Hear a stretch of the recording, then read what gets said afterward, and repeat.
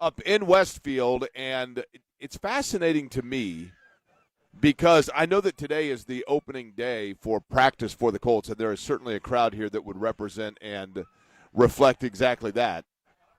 But at the same time, they say that practice begins at 10 a.m., and it is a much different NFL. I mean, a much different NFL than it used to be. Because, like, Anthony Calhoun's walking past. Anthony remembers. Anthony recalls back in the day when it was two-a-days and getting here. I mean, it was when you watched guys on the opening day of training camp back, quote, in the day, not to sound old, then literally guys look like a kid did on the first day of school where it's just like, oh, my gosh. Actually, the first day of school wasn't bad. It was the first day back after winter break. That was horrific. When you had like 3 weeks off for Christmas break and New Year's and Hanukkah and everything else, and you got into that rhythm, and then it's pitch black out, 7 o'clock in the morning. You're going to school on January 3rd. You know that you've got like 7 weeks before spring break. That was brutal. And that's kind of what it used to feel like for NFL training camps. Guys were showing up. You could tell that they knew that it was this long haul, this long slog, and yet, you know, you work your way through it. You're knocking off the rust. A little bit different now in 2026. There's music pumping. There are inflatables. There are kids running 40-yard dashes. There are people everywhere. It has more of a festive, like at the beginning of the school year, the ice cream social type feel. That's what it feels like right now. But practice is allegedly getting underway shortly. Right now, players are going through the motions. They're going through the stretches. They look like Tony Romo getting ready to do himself a sobriety test. That video was released yesterday.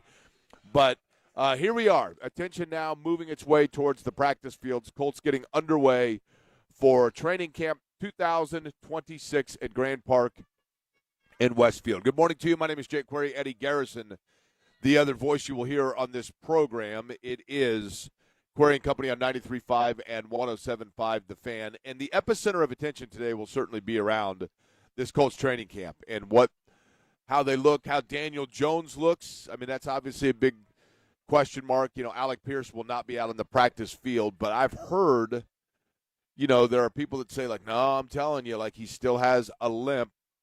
I know they say that he's a week away, but one of the things that we can monitor. But there are things to get to and discuss beyond just that. We will certainly get a feel for how they look, and it's a little early to assess the specifics from an X's and O's standpoint in terms of how they look, but we can get to the specifics on how individuals look, notably Daniel Jones. For that matter, Anthony Richardson. But Eddie Garrison, I got up early this morning. Got up earlier than usual this morning because I didn't know what the traffic was going to be like. I didn't know how long it would take to get into Grand Park, what the parking situation was going to be, getting the credential, and all of that. And I'm assuming when I made my way in today, and I was thinking, okay, it's a little early, that, Eddie, you had to be feeling the same way because I don't know this, but I'm under the assumption that it was a late night for you because you were working the Fever broadcast last night, the Fever getting the win in Seattle, out on the West Coast, that game ending like right around midnight. So I would imagine short night for you there, Eddie? Yeah, I was at the studio until 1 a.m., so I'll let you do the math there on when you think I went to bed. 1:30? That's when I got home. Somewhere in there? 1:45? Keep going. 2? Keep going. Oh, look at you. Look at you. Late night animal. All right, then. Yeah. Okay, so Eddie's running on – so what we're getting as you're running on fumes, right? That is correct, yes. Okay, fair enough. I did think last night one of the things last night for the Fever, and I know that as the Colts are getting set to get underway, and believe you me, that will be the dominant topic of conversation today, but there is basketball to discuss. Because with that Fever game last night, what they have done, I think, and this is obviously not some, revelation that is completely out of left field, but they have, I think whenever you have two and they have 3 realistically, and we have discussed this offensively speaking. The Fever do have the ability to be kind of that 3-headed monster, if you will. But with Aaliyah Boston going out last night, there is no new information today in terms of the banging of the knee and then sitting out the rest of the game, and I would anticipate that we will, over the next day or so, get more information on that. But when you have 2 elite offensive players like the Fever do, then you have the ability to do one of 2 things. You can go out and just say, okay, we are going to kind of symbiotically with each possession vary it back and forth, back and forth. The other is we're going to ride whoever's hot in that moment until defenses start to adjust, and then we hit you with the other side of the 1-2 combo. And I think that's what we've seen more lately. Last night, Caitlin Clark was really good, really efficient in terms of her scoring to get things underway. And then once she was in rhythm, then obviously at that point, that's when you see Kelsey Mitchell kind of take over, and she becomes the scorer from there. So the way that they are doing it, I think right now, clearly it's working. They've won 4 in a row. They've won, what, Eddie, 5 of their last 7? Is that right? 6 of their last 8, yes. Something along those lines? Yes, correct, Jake. Yeah. They're So red hot. So, Eddie, am I waking you up, Eddie? You can be honest. No, not really. I'm good. With the panic of this morning. Really? Yes, Jake. We didn't get to have a pre-show meeting like we normally do. I slept in. I was almost like Cameron Blankenship, the engineer with the morning show guys. I was almost late. I know. Listen, I will give anybody a pass. I think, honestly, when you do morning radio, you are allowed, and I'm not just saying this because I fell underneath this number, I think you are allowed 2, maybe even 3 days per year where it just, for whatever reason, your body does not respond to the alarm. Because it is not natural to get up at that hour. So I do understand and I do see it. Now, speaking of seeing it, one of the things that you heard the guys talking about this morning, and I wanted to get into it, and that is and I agree 100% with Mark Dykton. We live now in a world, I feel like we have crossed over into this area where there was a time when it came to our sports ingestion. There was a time when it came to the way and the manner in which we consumed our sports and live programming. There are 3 phases to it. The first was you had to get conditioned to and you had to get used to the thought of the a la carte app, if you will, purchasing and getting used to that and navigating through where the content you want, which app you need to go through.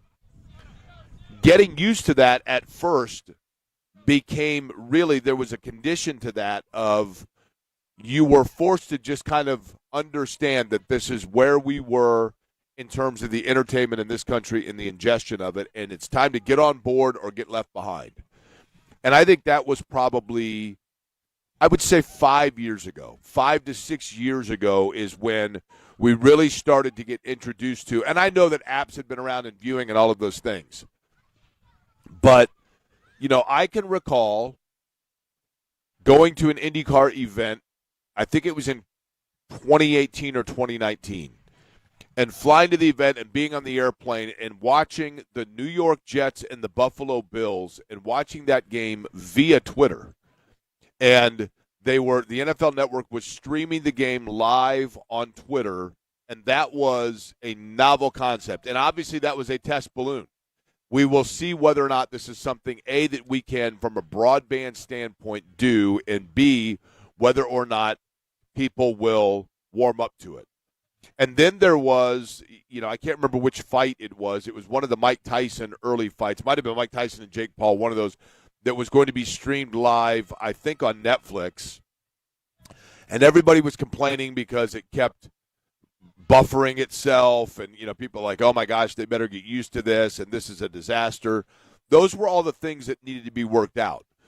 But as sports consumers, as entertainment consumers, we were all just conditioned to, myself included, hey, you better get used to this because this is where everything is moving. We're going away from the terrestrial old school television and cable television into the a la carte, I want to watch this program on this. And what's the first thing now that you say to someone when you ask what they're watching? Someone, hey, what are you watching these days? It used to be, what are you reading these days? Now it's, what are you watching these days? Well, I really enjoy Landman. I really enjoy Ozark. Have you been watching this 3-piece miniseries on, World's Worst Neighbors, whatever it may be? And the first thing that people ask is, now what's that on?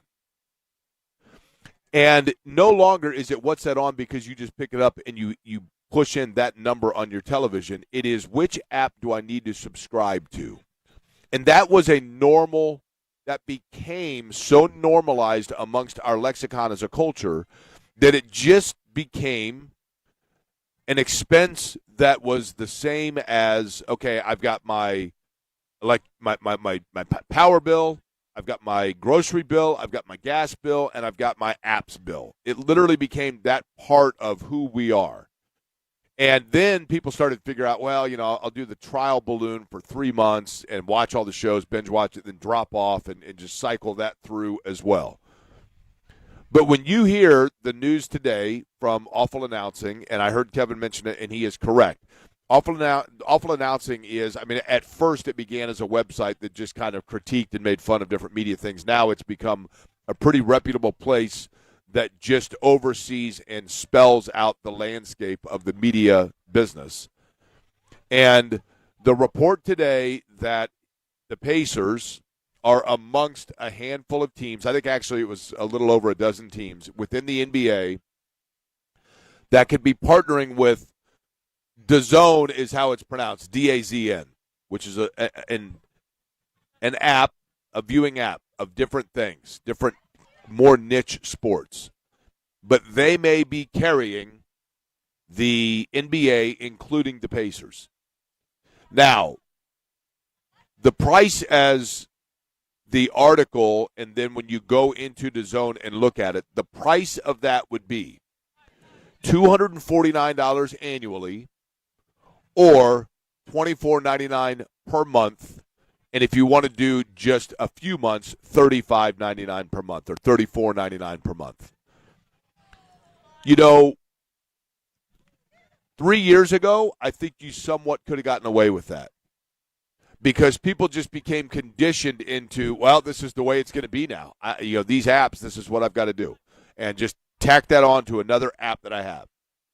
But I think now we are in phase 3 of all of this ingestion. And I know that I'm talking about something that's pretty normalized and been around for a while and whatever else. And I get the fact that on the surface it sounds like an old conversation. But I do think that we are now kind of crossing over into an area where there are so many of them now between Prime TV and Apple TV and Paramount and Peacock and, the Fox, I think it's called Fox One, and, Bally, which has now gone away, MLB TV, DAZN, all of these. It's getting to a point where I think they're a little late to the party here because now people are starting to retreat from it saying, okay, I've done this for long enough. Now I'm going to whittle down which ones I don't need. I'm starting to figure out which ones are in excess, and maybe I'll go in cycles. I'll do Paramount for a couple months, then I'll do, whatever. To jump into it, and I get from the Pacers standpoint why and how it is that they need to find a broadcast place to go. And they're coming off of, even though they had the season they had, in our minds, they're coming off of a finals run because Halliburton's now back and the band's back together, right? Eddie, one of the things that's mentioned in this article, if you look deeper into the realities of an NBA potential partnership with DAZN as an app, one of the things in there is that it also would align for or partner with 15 local over-the-air broadcasts that would be part of this. I think when you look at the Pacers, and this is, I think, a question for Pacer fans to ask themselves. When you look at the Pacers and you look at okay, if they're going to have 15, if I'm going to pay $24.99 a month, well, $34.99 a month, or $250 for the season, or you could say, I don't need it for the full NBA season. I'll pick it up in November. I'll cancel it in May. That's 7 months. Even then, at $35 a month, you're looking at basically the same price, $245. Okay, so if that's the case, but 15 of those games are going to be carried simulcast on a local television station, whether that be Wish TV, whether that be WRTV, whether that be WTHR, whichever it may be. If 15 of those games are going to be available on quote-unquote normal old-fashioned television, throw into that, Eddie, if you had to guess, how many games will the Pacers in the upcoming season be selected for either ESPN, TNT, TBS, for nationally televised games? Off the top of your head, Eddie, in the middle of August when they announce the full NBA schedule here in a couple of weeks, how many games will the Pacers be on that are nationally televised featured games? 8. I think that's exactly the number I was thinking of, right? So if you take 8 plus of 15 that are part of the partnership, you're at 23 now. So now you're down to 58, 59 games that you have to have the app to watch. Throw in the fact that maybe you'll go to 2 or 3 of them. Maybe you'll go to a restaurant or a bar with friends and watch 3 to 5 of them. So now you're up to an additional 8. So you get yourself pretty quickly to the point where a third of the games you're going to see. So based on that, would you buy? And I think 5 years ago the answer is absolutely I would, Jake. Get with the times. This is the way it's going. But we've now been conditioned, and the a la carte viewing has gotten to the point now where it has become so normalized that now you start looking at ways to trim it out. Now, Eddie, feel free to disagree with me, but do you think that the majority of Pacer fans will pay that amount for that app, or will they go the latter plan, which I just mentioned? I think, the other part of this too that I need to read up on, Jake, is with them going to streaming, how does this affect NBA League Pass? Like, are you able, to watch them on NBA League Pass Fair. at all? Which I would probably guess not, because they still do the local blackout. But like, I'm assuming if you're a diehard Pacer fan, you'll make the investment to watch the Indiana Pacers if they do go to DAZN with those prices. Now, if you're just a casual, like, yeah, I'll watch a game here and there, probably not, in my opinion, because you're like, okay, I don't feel, I already spent enough money on whatever it is. I don't need to add another, purchase into my monthly income or budget. I think, in all honesty, I think, Eddie, that you can't rule out this possibility as well. And I think this is probably what a lot of people will do. I think to a lot of people, the NBA season begins in their mind after Christmas. I've heard a lot of conversation from people in general about the NBA should shorten the season or not start until Christmas anyway, or because when the NFL season is going on, for most of us, you're kind of locked in, and a lot of it depends on how the Colts do here, right? Practice number 1's underway. I'm sitting here watching Tyler Warren. He just looks the part, right? Daniel Jones is out there, looks the part, right? I'm watching right now, holy cow, stop the presses. Anthony Richardson just dropped back, threw a pass, and actually didn't overthrow anybody, right? So he looks the part. Right now, everybody looks great. There's that interest level there, and I think that during the Colts season, until the year completely goes awry, like last year once Jones got hurt, that's when people start really changing their mind into the NBA itself, even though the Pacers last year, we knew because Halliburton wasn't there where things were.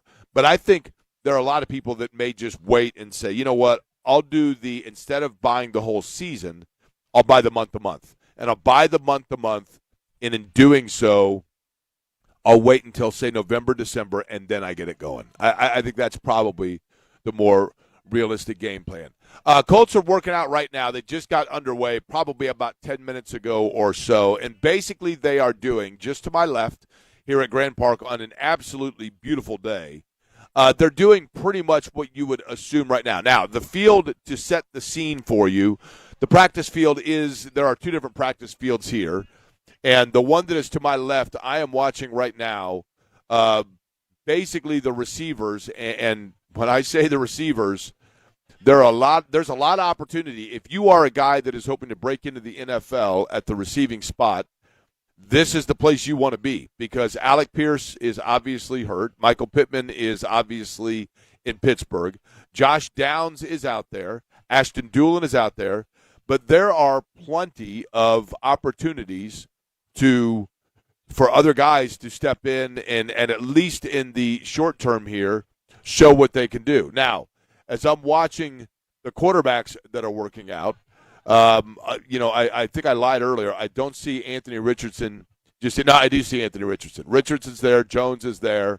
Riley Leonard, all working out. So right now they are simply going through the simple drills of a short out and an out pattern, 10-yard passes, whatever else. Running through the motions right now is exactly what's happening. Now, the thing to me that is very, again, different, but just intriguing is, I think, and Indiana kind of set this blueprint in the college football standpoint. And I know in the NFL this has been the way for a while now due to NFLPA and everything else. And that is that it really is just about the training camp, I think, now is less about the getting out there and finding out who's hitting hard and doing those things, and more about just the precision of route running, the precision of identifying things defensively, being in the right spots. And I think so much of the training camp now is based upon team meetings, film reviews, acclimation. I mean, 1 hour. They're on the practice field today for 1 hour, and a lot of that is just kind of going through the motions, and I say that with in air quotes here, but just there isn't necessarily, it's not like immediately they're getting out there and they're scrimmaging with full contact and, back to the old school. I mean, already now they've run through for 5-10 minutes and boom, the air horn goes off and everybody's kind of reassembling and looking over and just, okay, let's now break into different groups and do different things. That's what you're going to see here. And it is cool, though, because there is certainly a festive-like atmosphere here. You got people running the 40-yard dash. James Boyd ran it earlier. I can't see. Cam, can you see the 4? Oh, I can see the 40 times. I can see the 40 times right now. And I can. Okay, so right now, there is a young lady that is running the 40-yard dash, and she's wearing sandals, and she just did it in 6.4.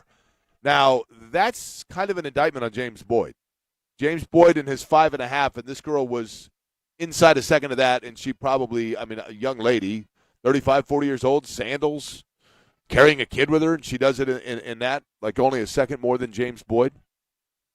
So, we'll keep an eye on that over the course of the day today as well. A.J. Haulcy is going to join us after practice.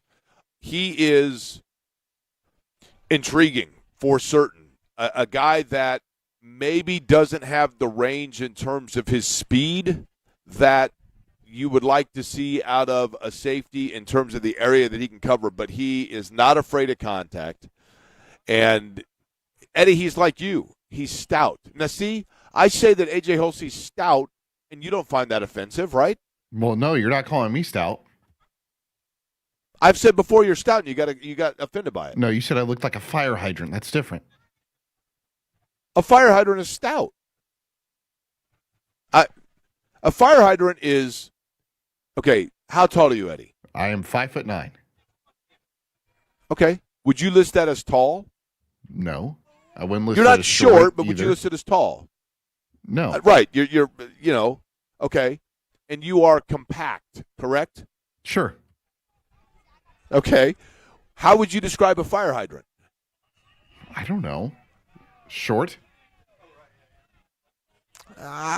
You could say short, but wouldn't you list it as okay? Would you want to run your car into a fire hydrant? Heck no. Why? I mean, it'd do damage to the car, and it'll explode. But why would it's okay. The fire hydrant wouldn't give, right? Like the fire hydrant, it's not gelatinous. It wouldn't give. It's sturdy. It's strong. It's stout, right? Sure. So it is a compliment. So there you go.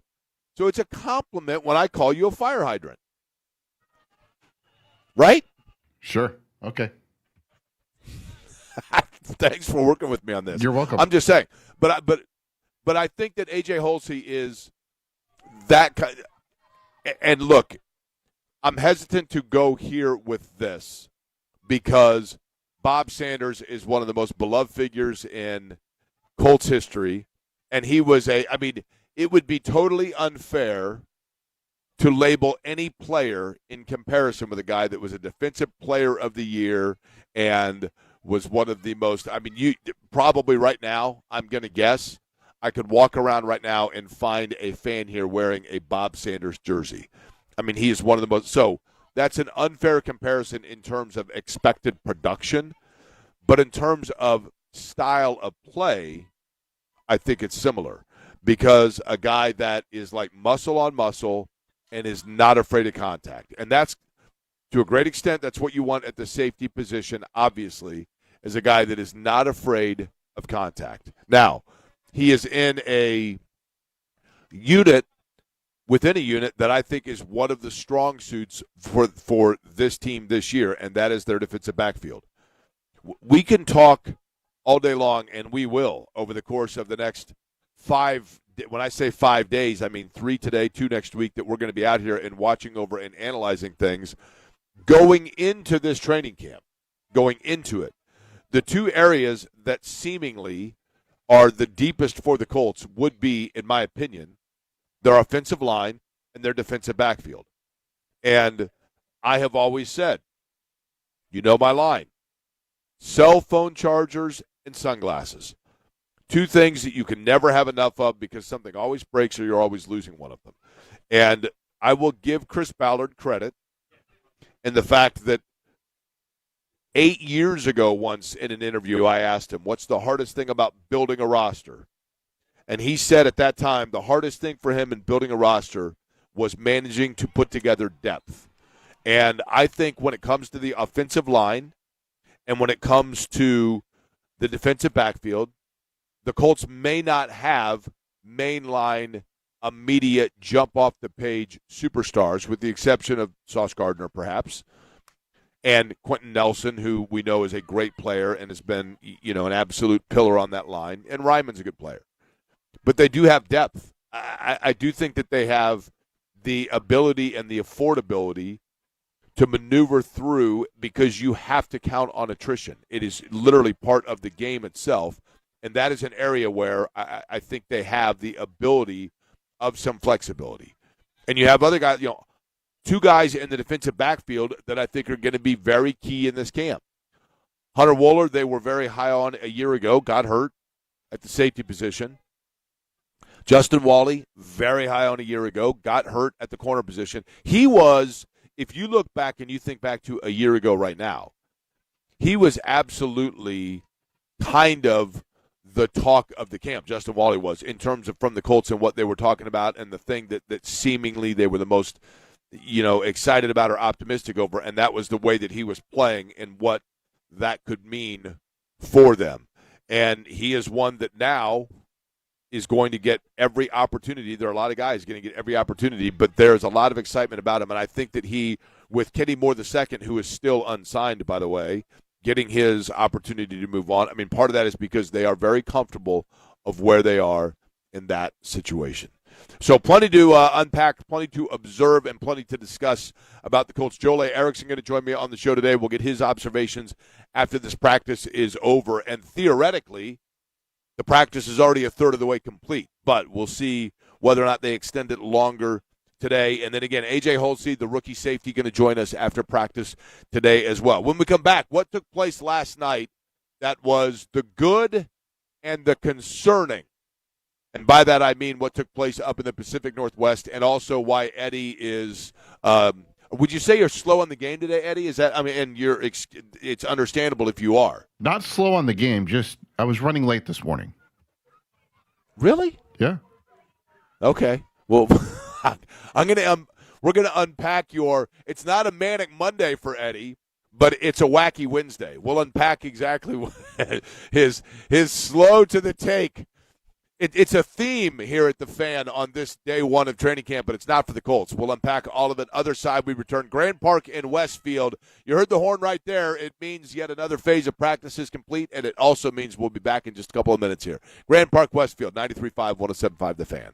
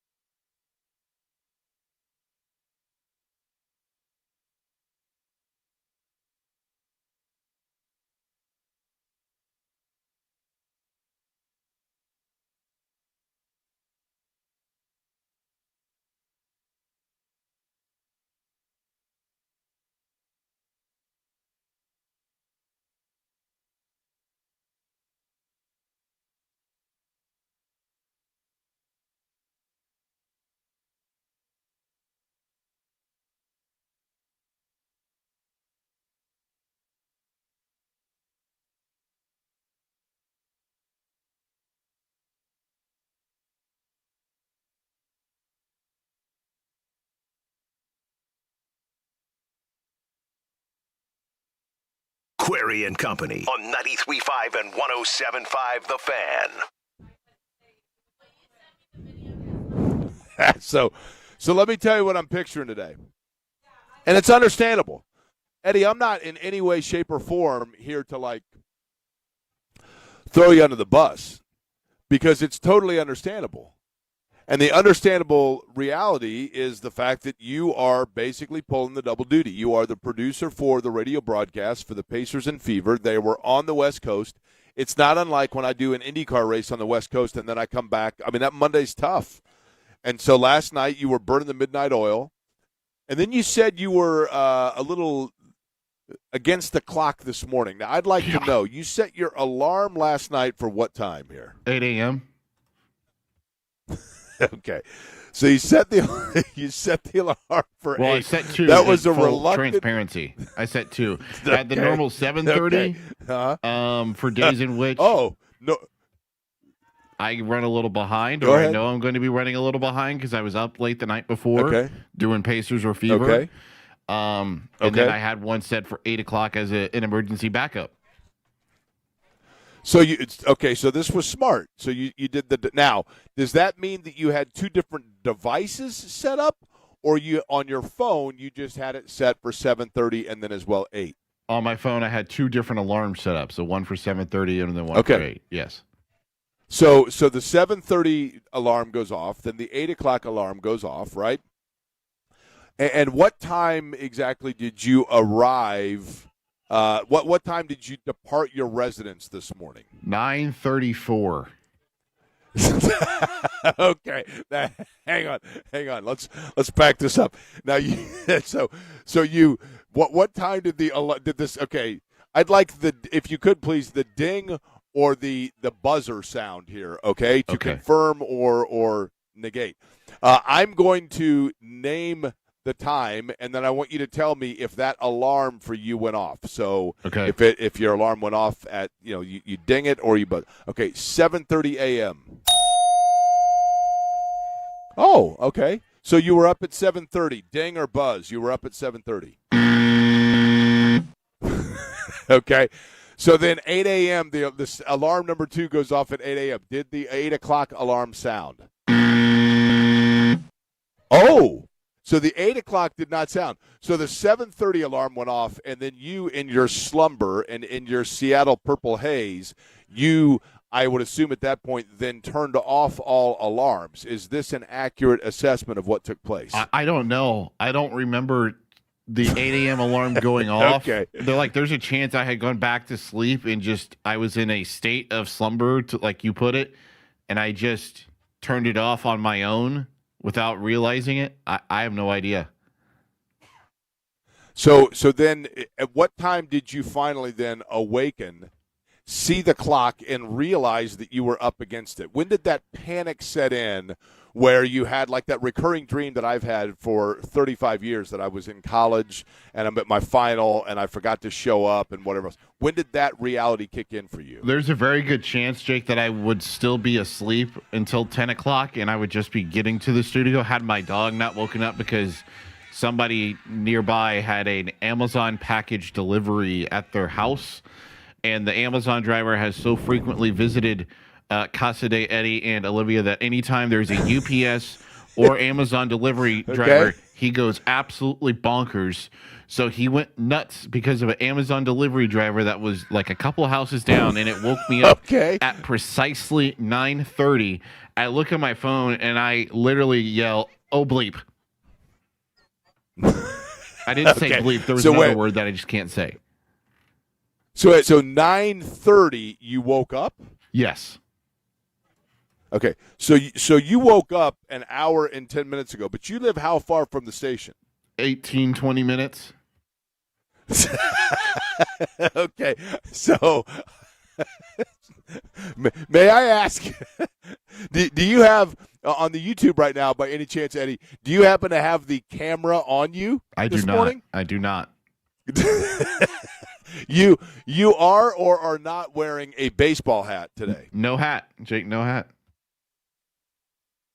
So just the weeble wobble plastic hair of Eddie, which is matted down, and so you basically.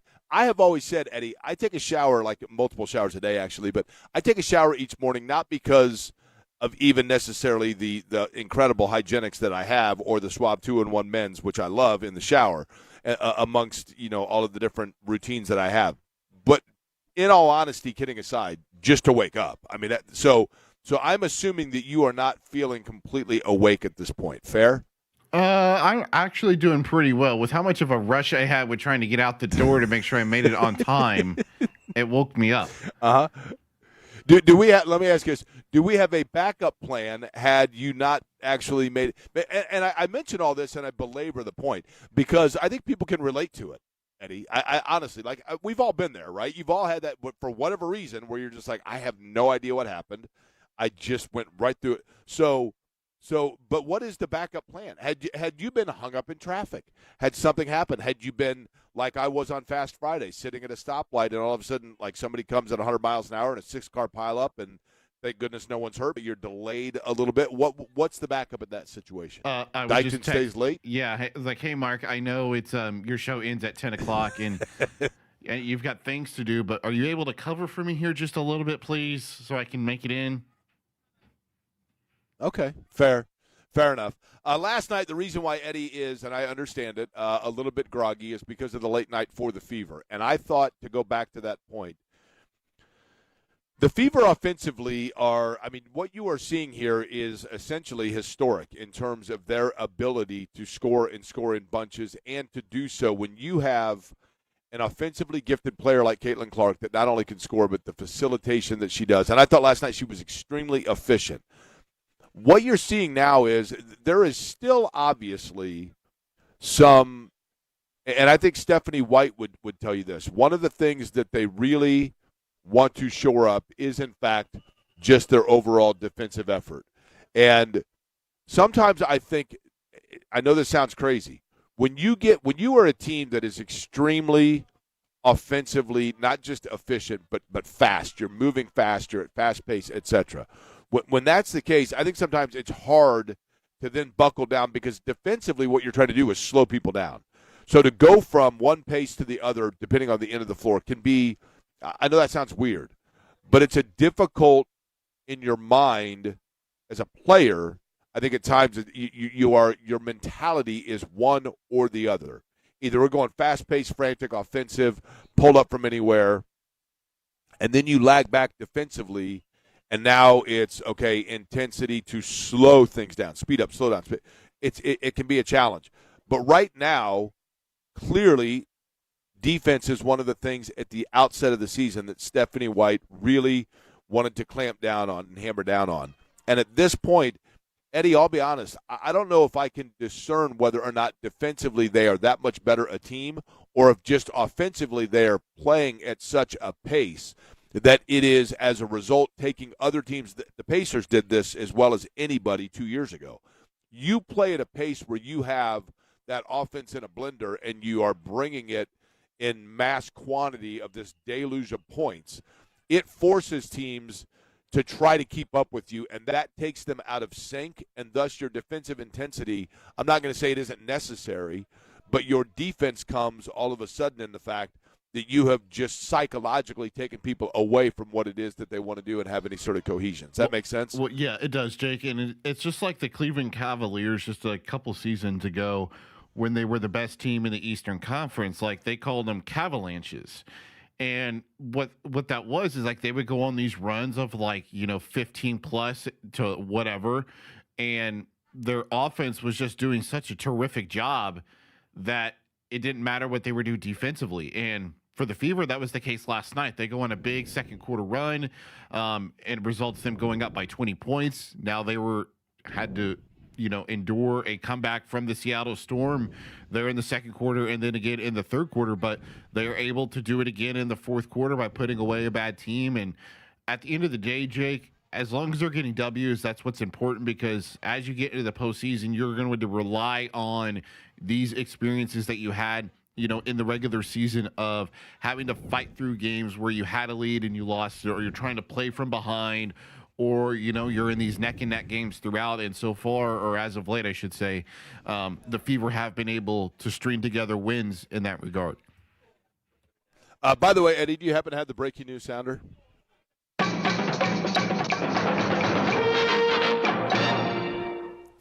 This just in, we have our first moment of the Colts having this big celebration, big-time play that everybody is going to be posting about, of like, holy cow, incredible play. I don't know if it was an interception. I believe it was just simply an amazing pass breakup. But it comes courtesy, and then the entire defense rallying around and celebrating the big play made by, wait for it, household name of Trey Washington, who was signed to the Colts reserve future contract just 7 months ago. He was waived. He's been kind of back and forth, to be honest with you. He was signed in January, waived in November, re-signed, actually then signed again as an undrafted free agent in May. So he's been 3 months, I guess I would say. But that was because of a pass thrown by Daniel Jones. I'm being flippant here. In no way, shape, or form would I pretend that means that you read anything into that. But I will tell you that in watching it here, Daniel Jones has been, there was question about it, right? And even when we knew that he was cleared to practice, I know that we necessarily can fully appreciate, just as we're watching it right now, that this is a guy that literally is, at the time that he had that injury in Jacksonville, we wondered then. We wondered then how long it would be. Would this guy even be ready for week one? And he's out here basically leading the first group throughout the first wave of, albeit just going through minor drills offensively, but nonetheless looks pretty good. Anthony Richardson is out there right now. I know this will stun people. Anthony Richardson just threw a pass over the middle where once he threw it, he did the body language of the lean backward, kind of like when you see people that shoot like a deep three and then they kind of lean falling backward, like praying for it to go where you want it to go. And Richardson essentially just did that on a pass, but he did deliver it. But this is what we're going to do, right? We're going to decipher and overanalyze each and every aspect of what it is that takes place. We'll try to find out over the course of today as well, Aaliyah Boston, the knee injury, the depth of that, and just what it does mean, because that was, going back to last night's game, a situation where I turned the game on in the second half, and there's Aaliyah Boston on the sideline, and then I realized, had the hard hit on the knee, didn't return. Optimistically, what you would say is, okay, that is actually simply the matter of, in a game like that, if you don't need her, there's no reason to put her out there. That's the best case scenario, is that we find out that was the conclusion. Holy cow, no sooner did I say it, but there's a guy standing 10 feet away from me in a Bob Sanders jersey. I said you could go around and you could find a Bob Sanders jersey here, I guarantee it, and then boom, guy standing right next to me wearing a Bob Sanders jersey. Sorry, bright squirrel. But that's the situation with the Fever. As for the Colts on the practice field, there's another team that will be on the practice field soon, and I'm very curious about how we analyze them from last year to this year, and are we once again completely buying into creating a monster here in the state of Indiana? I'll explain what I'm talking about. We come back other side. Again, Colts practicing right now. They should be done here in the next half hour or so, and then at that case, A.J. Haulcy will join us as soon as practice concludes. Joel A. Erickson as well, as we are live at Grand Park in Westfield. You're listening to 93.5, 107.5 The Fan.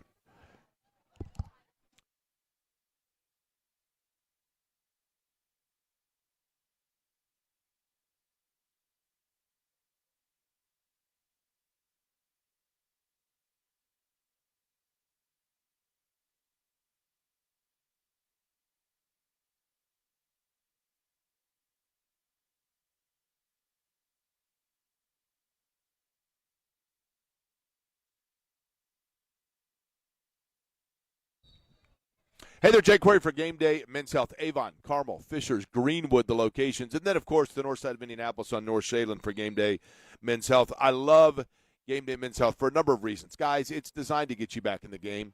I'm sitting here watching people do the 40-yard dash, and they're probably saying to themselves, man, I just don't have the energy I once had. Guess what? Could be testosterone replacement therapy will help you out with that, or peptide therapies if the apprehension of getting in shape is simply the fact that you are sore after workout. Peptide therapies, huge for that, and can be taken orally now without injection, which is a game changer when it comes to Game Day Men's Health. They've got all of it there for you, whatever it may be, weight loss injections as well.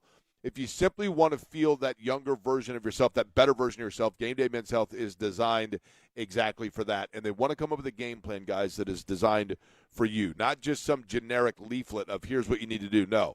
Catered towards you, your body, your needs, your goals. That's what you get from Game Day Men's Health. Awesome staff, great folks. I love the location up in Carmel and Fishers. Scott is great, his entire staff. GameDayMen'sHealth.com. Again, Avon, Carmel, Fishers, Greenwood, Northside, India, North Shadeland. Find them online at GameDayMen'sHealth.com.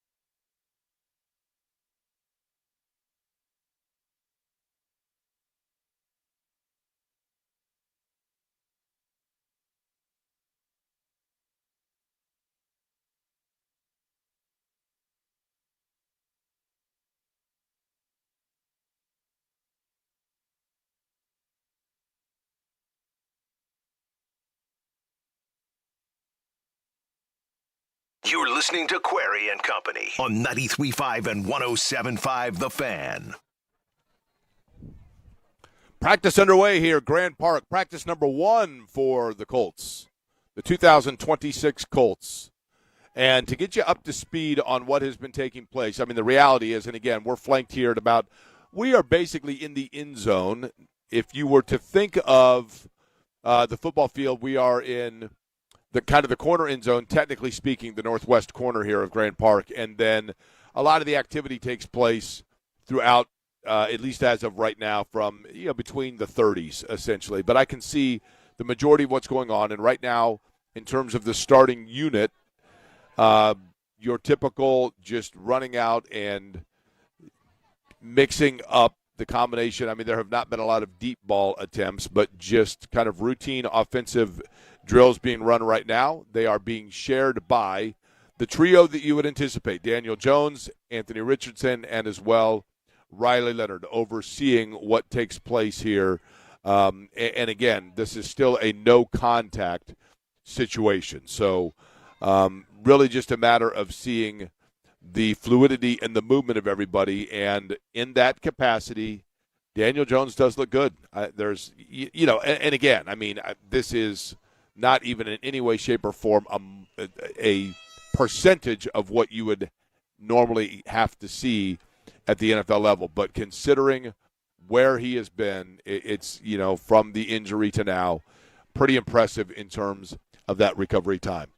Big Ten Media Days are underway, and I say days because you forget with the Big Ten and the size of the conference now that it is split amongst 3 days. Now, a couple of things here. Number one, to dismiss this rumor that's out there, I saw, and I had to laugh. There was, in several people, and I get it. Listen, in today's world, I understand it. Anything that comes across, you've got to verify it. You got to double check it. You got to do your background work on it. I get all of that. No, the report that is out there on social media that Purdue and Vanderbilt are swapping, and Purdue's going to the SEC and Vanderbilt's coming to the Big Ten, not accurate. Not accurate. It's a fun story, but that is a satire account, and even though that kind of went semi-viral, not happening. But Big Ten Media Day is happening, and Indiana, again, and I've already seen it. Ohio State is the cream of the crop in the Big Ten. Ohio State is the favorite in the Big Ten. Ohio State's offense is the most loaded in the Big Ten. You know what? All those things, true. They're all true. Ohio State does have the best receiver in college football. Ohio State does have one of the, certainly at least for the first 80% of the year, one of the best quarterbacks in college football.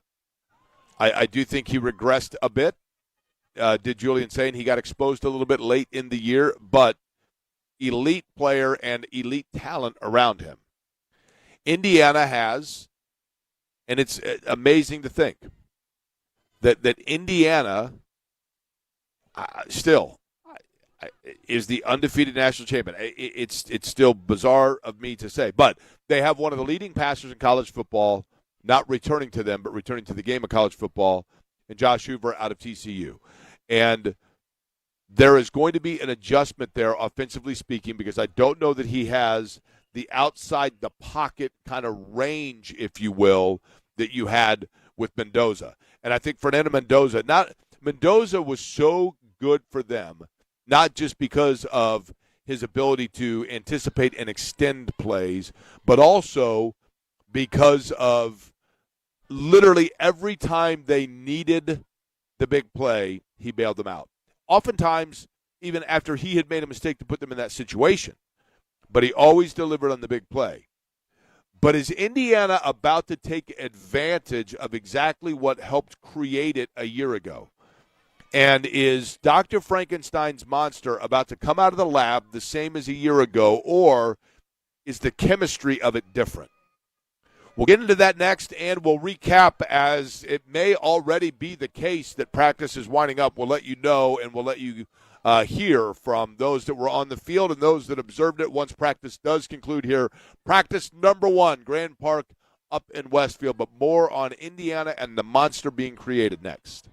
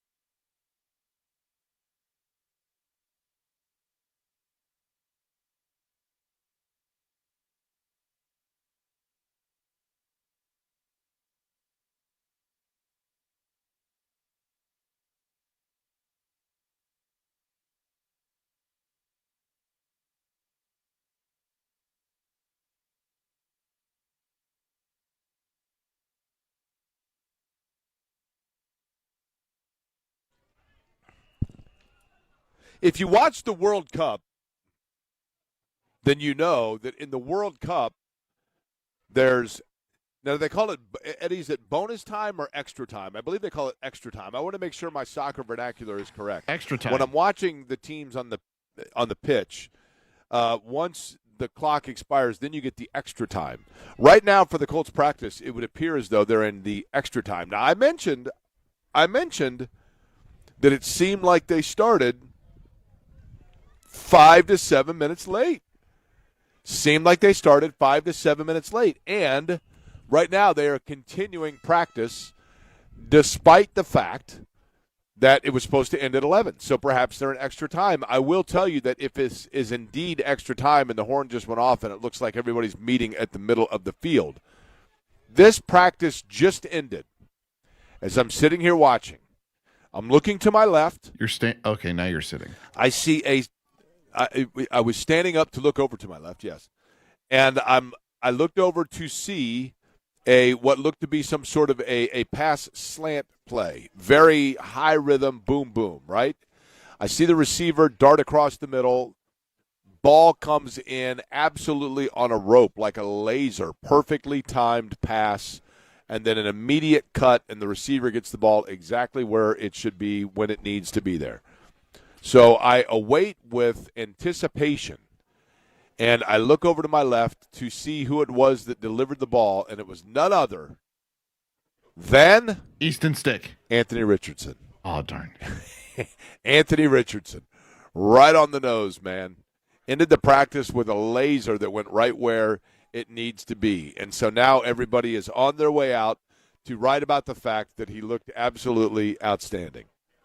But we shall see. The practice, it is amazing to me. Practice now already complete here after an hour. But back to talking about Indiana. I think a year ago, such a big part of Indiana's football success and what they were able to do was based on Indiana building for themselves this narrative of us against the world. And when you have that mentality of we're being overlooked, no one's talking about us, Curt Cignetti brilliantly used that to his advantage. And it was a year ago anticipated to an extent because Indiana had gone into that college football playoff where they started out 10-0 and then they lose in the Big Ten they lose in the college football playoff to Notre Dame, and they lost the game in Ohio State when they were, I believe, 8-0 at that point. So there was that chatter, that talk, that discussion of, okay, great. So they looked good, but they didn't beat anybody that they weren't supposed to beat. And I think Indiana used that as fuel and as motivation. And a year ago, and I'm the first to admit it, I don't think it was until the D'Angelo Pons interception in the Oregon game where I thought to myself, okay, this is legit. Even after they'd beaten Ohio State, where I was – and I'm being completely candid in that. That was the first time that I thought to myself, okay, indeed, this group is legit.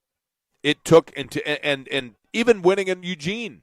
Although I will say, and my buddy Rob Whitaker will have my back here, when they won in Autzen Stadium, I texted my buddy Rob Whitaker and I said they're going to win the whole thing because it just seemed like it was playing out that way. But it doesn't mean that I truly believed it. I mean, deep down, I'm like, I don't know, man.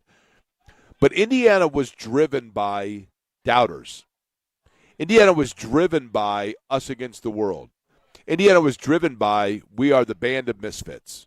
We're the group that nobody else wanted anything to do with. We're the group that nobody believed in.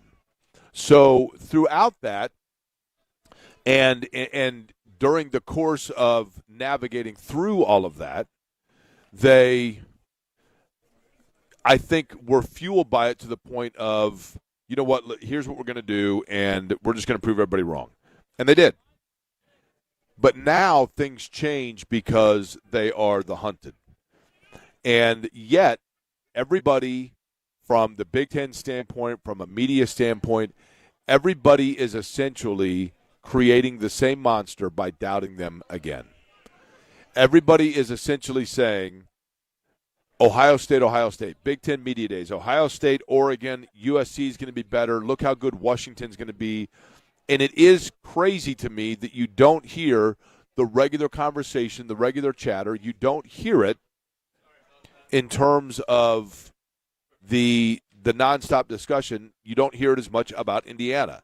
And I get why. I get why because of the fact that it's a new quarterback.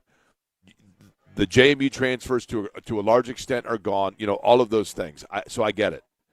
However, with that said, I think Curt Cignetti is using that again to his advantage because they are giving him the exact feel. And Cignetti is an interesting guy because Cignetti cares essentially none. I think Cignetti's almost blind to, immune to, and tuning out the way his team is analyzed, the way his team is scrutinized. But nonetheless, he is creating the narrative for his roster of this is what they're not saying about you. I don't think Cignetti cares one iota other than the fact that he's able to use that as motivation. Now, when you look at their schedule, I think, again, their schedule is such that Indiana's really smart in the way that they've scheduled before the Big Ten itself. And the schedule, I think, looks favorable. And with the expansion of the playoff, I would be stunned if they don't make the playoff again. So, Eddie, I will ask you, your anticipation in terms of the number of games that you think Indiana this year could win, but more so going into it, do you feel there is a different narrative about them or, again, the slight about them? And I don't mean that people aren't talking about them. We're sitting here doing it right now. Mm-hmm. But considering that they were a 16-0 undefeated, unblemished national champion, are they, again, being somewhat overlooked because of the name? I think so, Jake, and because it's like, oh, that was a cute one-year story. Like, there are a lot of people that view it just as a one-year thing. Like, oh, that was nice. I mean, now all those JMU guys are gone. Fernando Mendoza's gone.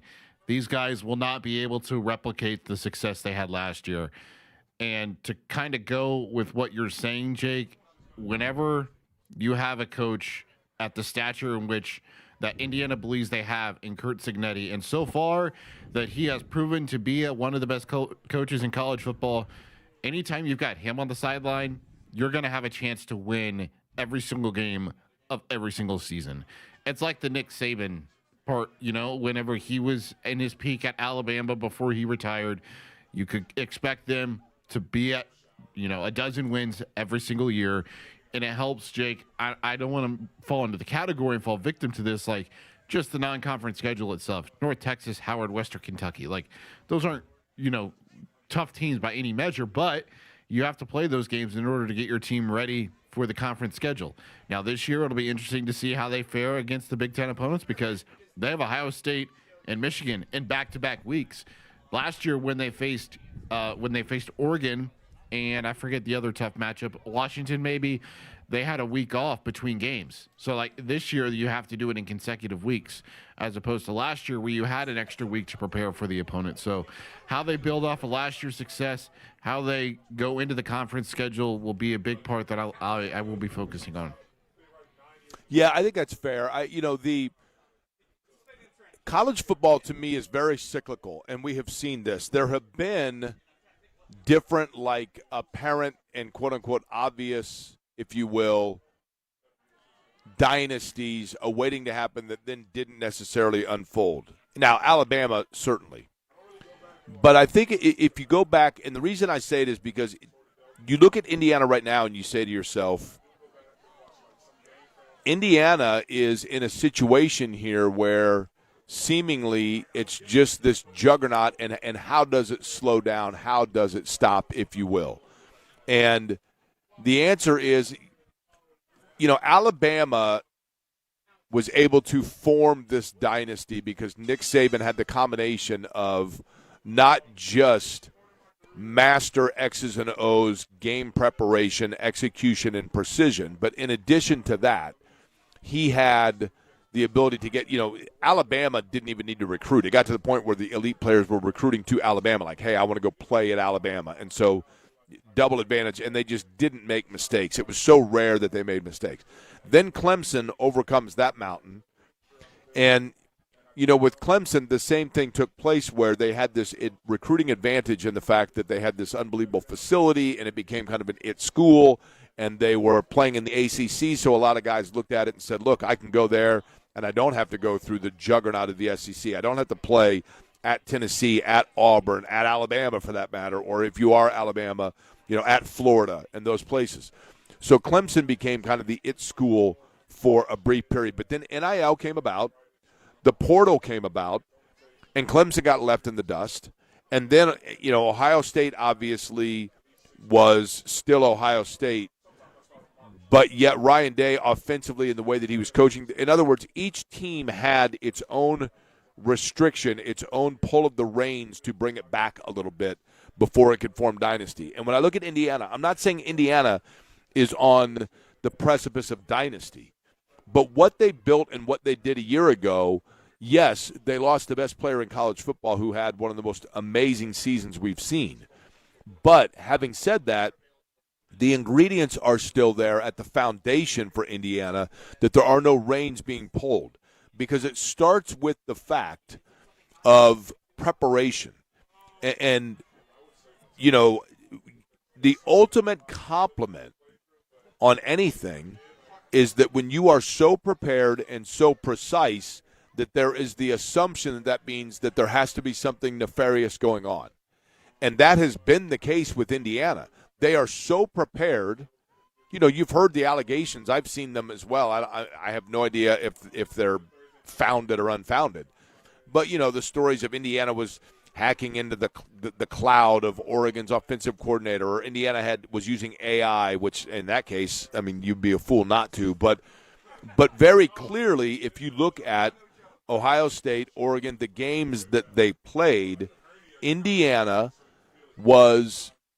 they anticipated what the opponent was doing on opening drives before the opponent was even able to do it. And that comes down to preparation. And it goes back to the story that when we talked to Jeremy Gray, the Associate Athletic Director at Indiana, and talked to him last year, and he discussed the fact, or he told us the story about when they came out with the mascot and they knew that they were doing the unveiling of the mascot and putting together videos for Indiana's social media stuff, and he went in and had to get something from Curt Cignetti, and this was in like the middle of July. And he walks in his office, and Curt Cignetti is watching film on, and I'm just throwing out, but it was two complete, James, it wasn't James Madison, obviously he coached there, but, Appalachian State and North Texas, or some random game from like 2007. And Jeremy said, Coach, are you watching almost 20-year-old video of two like non-Power 4 groups? And he said, well, yeah, but I'm watching it because this game had actually the highest number of like fourth down conversions in college football the last 20 years, and last year we were 7th in the conference in fourth down conversions, and we have to increase that number, and so I'm looking to see what these teams did that worked. That sort of preparation, the sort of preparation of looking on the sidelines and, analyzing players before you even sign them to Indiana and, saying, look, I'm going to recruit this player, but before he comes to Indiana, I want 40 minutes of tape of them working on the sidelines and how they interact with their teammates, how they react to different situations. That's the foundation that is almost impossible to dissolve away from. You can get programs where you are eventually being beaten because of other people stealing away from the portal or getting better players in the portal. You can get beat by the fact that due to NIL, other teams are spending more for big-time recruits that you needed. But Indiana just won a national championship without the foundation of those two things. So the most important block that Indiana based it on, work preparation, understanding of the game, and then the actual coaching of it, that those things are harder to dissolve away, and those things are harder for other programs to eradicate, and that's Advantage Indiana. The other thing, too, that to me, I think about as I'm watching this practice here today. I'm watching the Colts go through practice, and it is literally a 1-hour practice. It's seemingly they have it down to a science of what it is that they need to do. I would expect that every team in the league, this is how it now is, and that's what you hear about Indiana. you hear about with Indiana, Kurt Signetti saying, look, we're doing 1 hour practices, 90-minute practices. We tell you what you need to do. It's up to you to then learn to do it. It's up to you to take that home. It's up to you to do your homework. And when you put that sort of a confidence and that sort of a responsibility on a young person, they embrace it, and it becomes just part of the routine itself. And so, therefore, you are able to sustain and maintain regardless of who your personnel is. I don't know whether that means and equates to the fact that Indiana definitively is going to go 16-0 again. That would seem to be a lofty expectation. But I do think that in terms of them being in the upper echelon, they're here to stay, and they probably are for the next 5 years or however long it is that Curt Signetti remains coaching. And Signetti now is at the point where, he's turning down multiple requests of speaking engagements for, big time, 6-figure speaking engagements and whatever else, because he coaches ball. That's what he does. And it's not about the celebrity aspect of it. It's not about the big nature aspect of it. And I'm very intrigued to see where they go, but the things that instilled and grew Indiana into what it became, I think, are still there. Now, as for Purdue at Media Days, I think for Purdue, your goal at this point, your step at this point, your movement at this point, your benchmark at this point is to end the drought within the conference. Get a Big Ten win. And I know that sounds – it's unfair for Purdue because the bar was raised by their rival. The bar was raised. Now the standard for everybody, because when you are the losingest program in the history of college football and you go unblemished, then all of a sudden anything shy of that is seen as a disappointment, a mistake, or whatever it may be, a failure.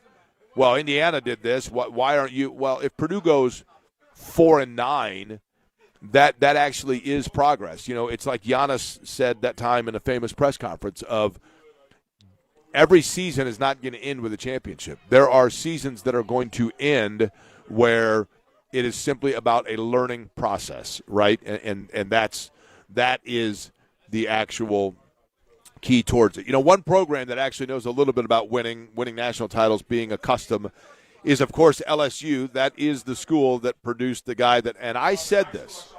Now, A.J. Haulcy, I want to know if this is putting too much pressure on you. Let me give you the 3 words that I'm going to use to describe you, okay? I know you're a rookie player. You just got done with your first practice. Welcome to Indianapolis. Yes, sir. Heat-seeking missile. What do you think? Heat-seeking missile, yes or no? A fact. You like that? Now, let me ask you this. I described Eddie Garrison, who is the producer that you'll hear his voice here in a second as well. I described Eddie as stout, and he got offended. He said, no. Stout is – and I said, no. Stout means you're not like, 6'5", but you're compact. For sure. Now, would you be offended if I said you're stout? Oh, nah. No, sir. See, yeah, that's a good thing, right? Yes, sir. Okay, let's go through this. Let's begin with – you have now gone through your first practice here. Does it still – are you still thinking to yourself like, man, I'm in the National Football League? No, sir, not at all. So you're used to this. Is no big thing to you, right? Yes, sir. Okay, so going into this, from the time that you were drafted to now, what's your expectation? And I know that sounds kind of crazy because here you are, and I'm sure things are happening quickly, right? For sure. But let's begin on a personal level. For you, from the time you knew it was Indianapolis and this is where you were going to be, what were the things that you were hoping, I guess, throughout this process that this year would present for you? These are the things that, I just pray for, getting drafted. I just thank God first and for my game and my expectation for myself this season. I just want to come in and be the best player, the best teammate, and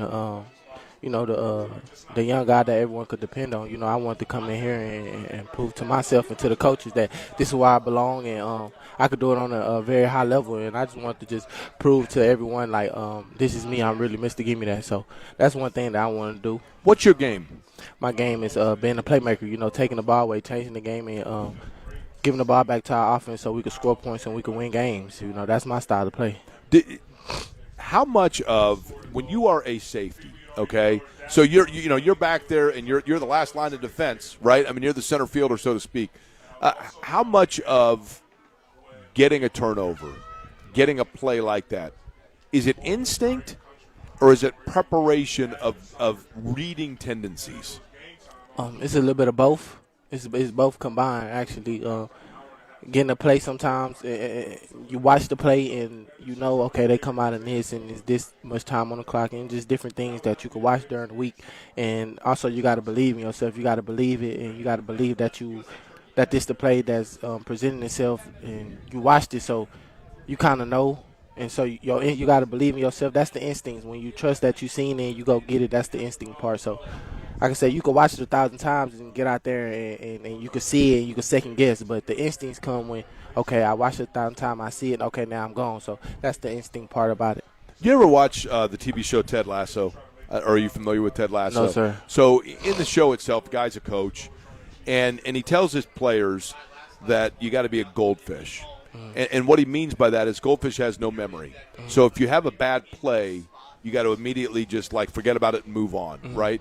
Is there an element of that in terms of the confidence that comes with being a safety? In other words, and I'm not saying you get burnt on plays, but if you're going after a turnover and you read it wrong and you make that wrong jump, is it difficult to put that aside and say next play? It's different for everyone. You know, for myself, no, not at all, because a lot of times I have not been wrong. So, you know, the next play, I'm believing myself again. Okay, I seen this, and my instincts don't kick in. So that's why I say you got to have instincts and be instinctive, because all the time okay, that time that wasn't the play, but this next time still might, you know, it still might be what you seen on film. So I'll just say, you know, you just got to put it to the side and believe in yourself and take the next shot. Now, you grew up in Texas, right? Yes, sir. So you grew up in Texas. You played, you know, a couple of different schools, but, you know, notably Baton Rouge, which is hot and humid. And it's not uncomfortable out here by any stretch. It's a pretty nice day. But I noticed that you're wearing full-on, like, you got sweats on, you got under your jersey, like the full, you know, black sweatshirt, the whole deal. This is like springtime to you, right? You're used to this heat, right? For sure. Yeah, right? For sure. Advantage you, right? For sure. I did this at every school I've been at, you know. Really, at New Mexico, they said long sleeves and things like that protect your skin, so that's why I wear it. So you began at New Mexico. Yes, I know sir. that, right? And you 3 schools, right? Am I Yes, right sir. in that? Houston was the next one. Houston There, was LSU. So you like humidity is what we're getting at, right? I'm from Houston. I was going to say, welcome to Indiana. Who was your favorite player growing up? When you were a kid growing up, your favorite football player to watch was who? Aaron Rodgers. I grew Really? up as a quarterback. Okay, so that's the other thing I was going to ask you. Okay, so you played quarterback, right? Yes, sir. How much of an advantage is it for you now? Because you can look at a quarterback and you know, having played that position, maybe what that guy's anticipating. Do you ever put yourself in the position of the guy you're defending against? All the time. You know, I can see, I look at sometimes, yes, all the time. I don't want to give out too much, but yes, sir, I do. Do you look at eyes or you look at body? I mean, it's kind of hard to see the eyes from where you are, I realize. But both. You can only you can kind of see the eyes. You know, you can see the eyes. You can see pre-snap what he's sniffing out. You can see what the offense trying to create, and you can see the matchups and just different things like that you got to read pre-snap before they play even start. I've always wondered this as well. A.J. Haulcy is my guest here. He is, of course, the Colts rookie safety out of LSU by way of Houston and New Mexico. When you this particular next couple of weeks, when you're out here, you're getting to know your teammates, you're getting to know, you know, everything that goes into the preparation in the NFL. It's still a game, right? It's still the same game of football. Yes, sir. How much do you get, if at all, an opportunity to talk with the quarterbacks, to talk to Daniel Jones, to talk to Anthony Richardson, to talk to Riley Leonard, and just anticipate from those guys what it is, you know, even though you played the position, but what NFL quarterbacks are looking towards and working off and feeding off of one another? Do you guys ever get that conversation?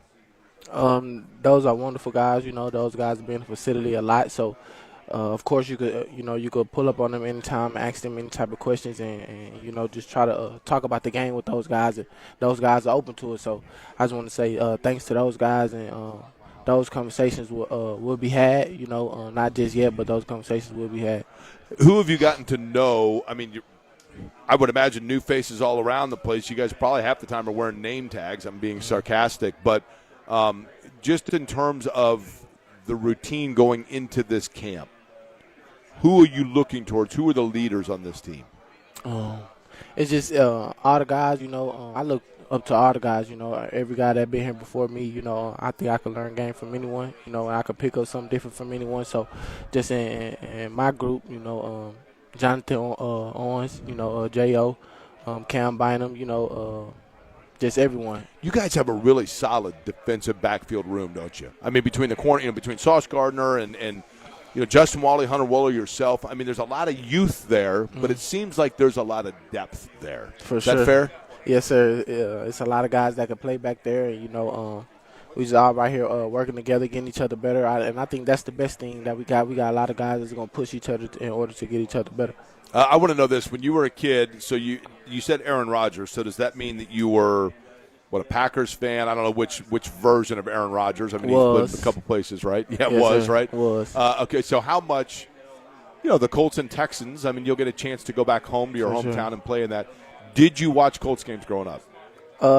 Like you say, Colts and Texans, they always used to come on the TV. I used to see Reggie Wayne, Andrew Luck, and Peyton. It's just different things like that. They're playing against Arian Foster, Andre Johnson. So I for sure watched a good bit of Colts games. Okay, so be honest.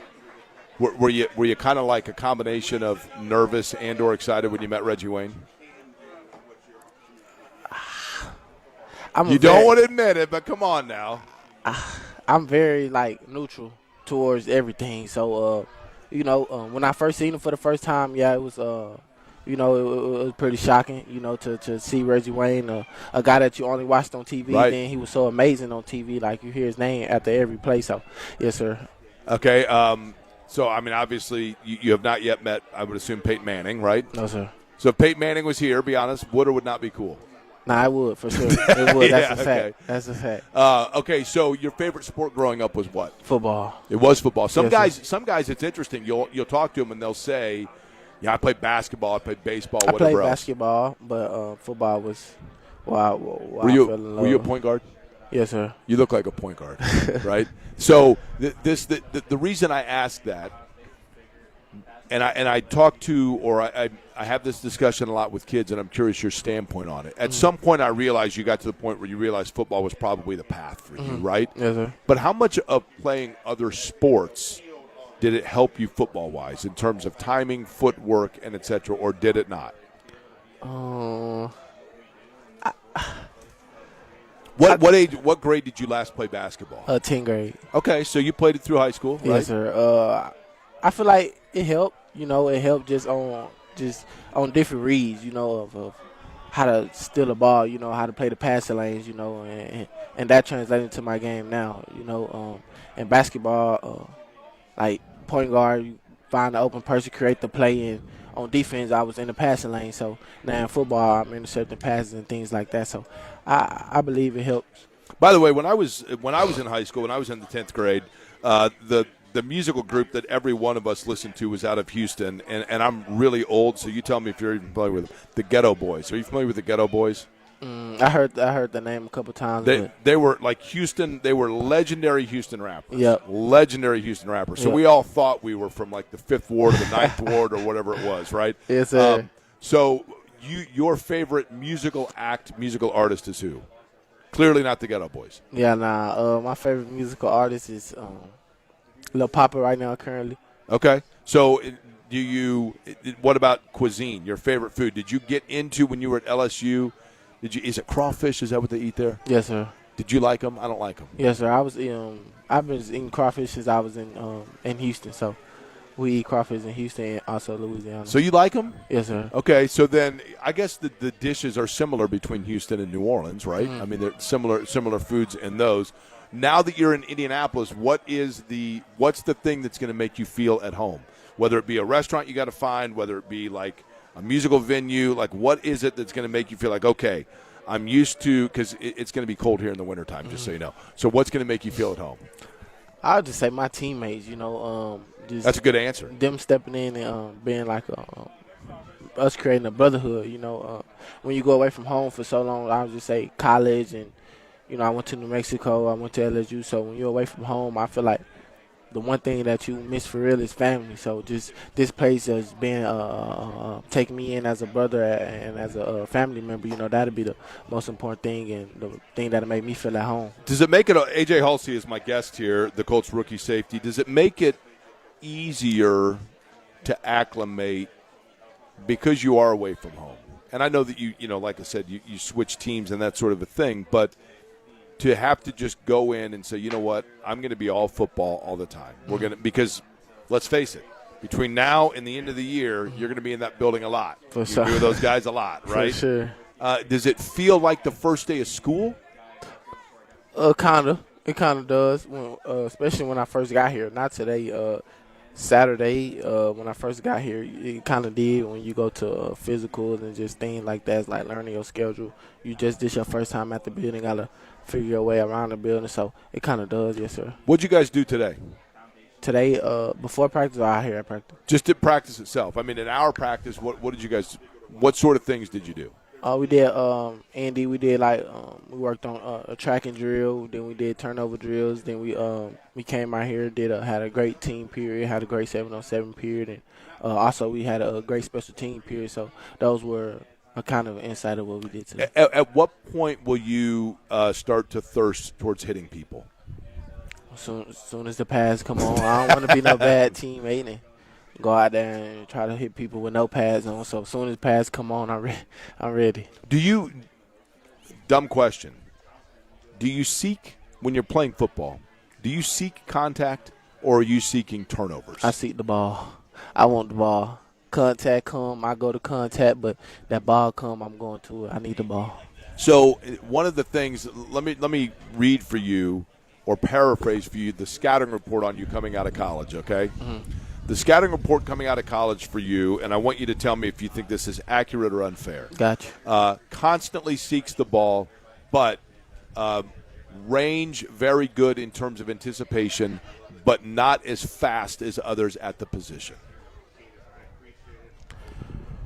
People gonna say what they say, man. But if I got a range to get the ball, then what other range do I need?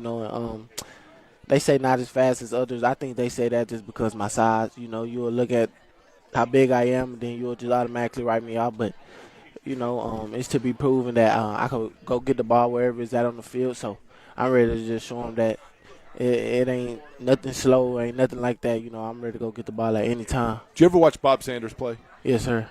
So is it too much expectation, too lofty if I say Not at all. Bob Sanders? Not at all. You got excited when I said that. Yeah. Because Bob Sanders,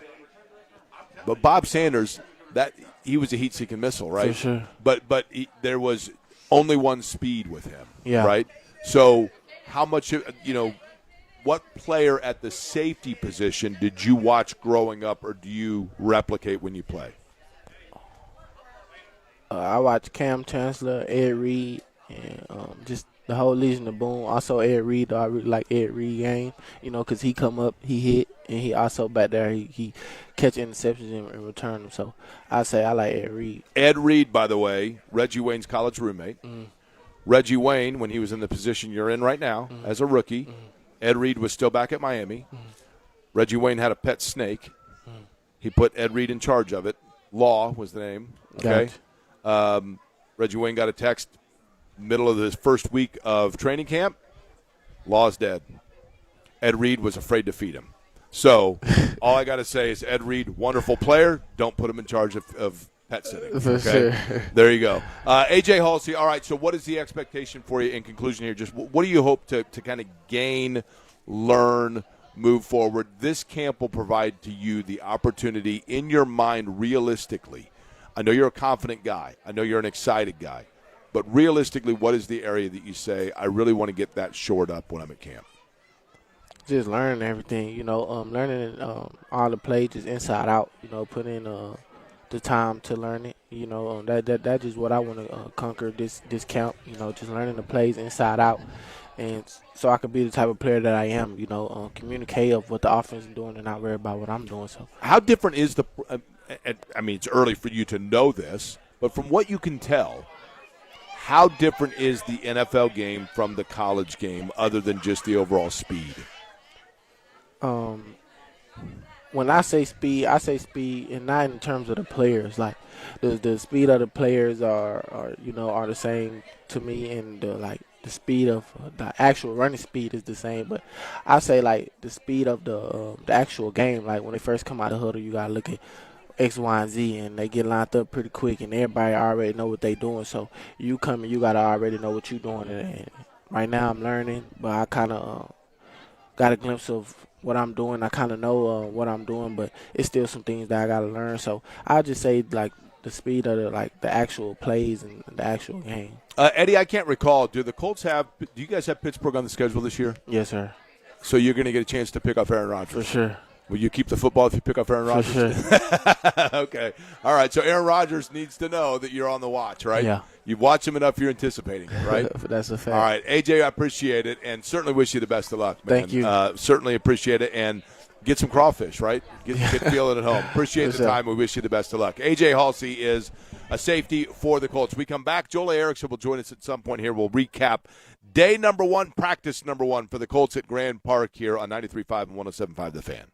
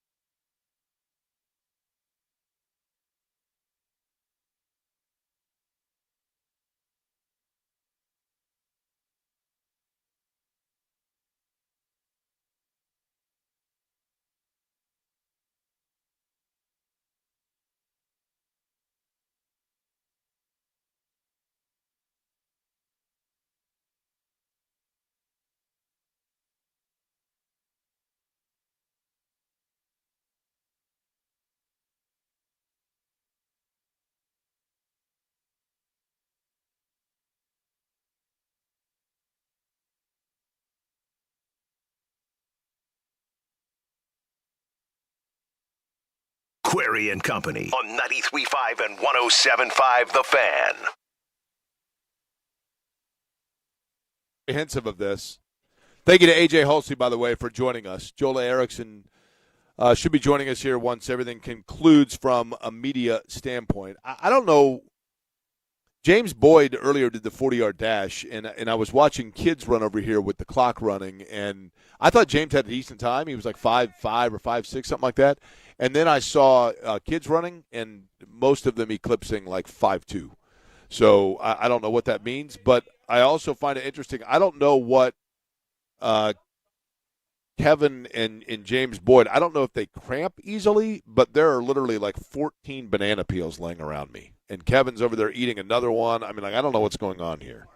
Very strange. But nonetheless, Eddie Garrison says to me, Jake, do you have the, and I couldn't tell if you said scream or stream, and then you sent me a text that said you need to show me something. Is this correct? Yeah. Are you on YouTube, Jake? Can you see the stream right now? So I just need to I figure out. am, but the stream is incredibly delayed. But yes.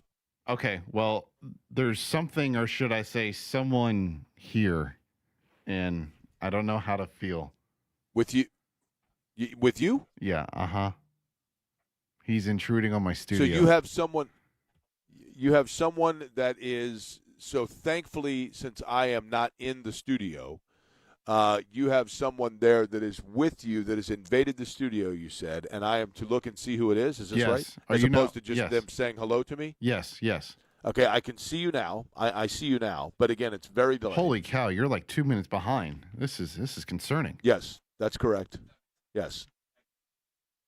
So this is probably not going to work because when you are telling me, okay.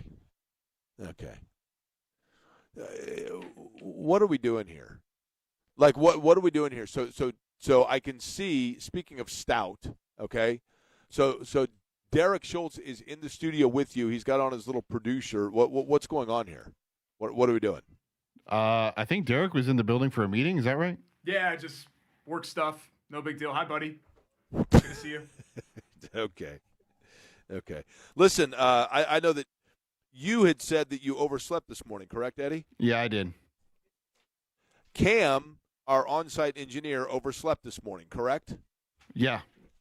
I didn't oversleep. I was up bright-eyed and bushy-tailed at the proper time, yet my recurring nightmare continues here midway through my day, right? Because there's Derek. And it's delayed by like several minutes, and Derek is just standing behind you looking. He looks very awkward. Kind of geeky, to be honest with you. Easiest way to say it. Joel Erickson has walked up and sat down, and that means that he's going to join us. Joel, you're sticking with me for the rest of the show, right? Sure. Why not? Okay. All right, fair enough. Listen, the doesn't have beer any fairy work. demands it, for crying out loud. I'm just going to hand it over to you and Holder and leave. Joel Erickson will join us, and he'll do it on the other side. We're going to recap what was a scintillating first hour here of Colts Training Camp 2026, and then talk about how I must be old because I feel like this should be two-a-days, but it's not. We'll do it all with Joel Erickson as he joins us. Other side, hello to Derek, and goodbye to Derek. 93.5, 107.5 The Fan.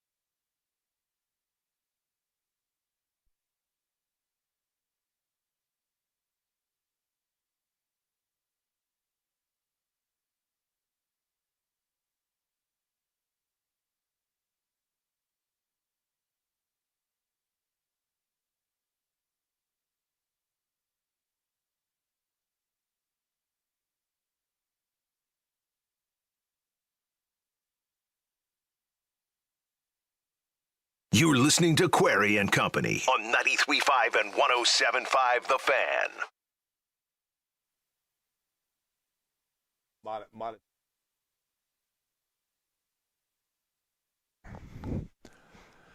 We're back at Grand Park in Westfield. Joel Erickson is here from the Indianapolis Star. Now, Joel, listen,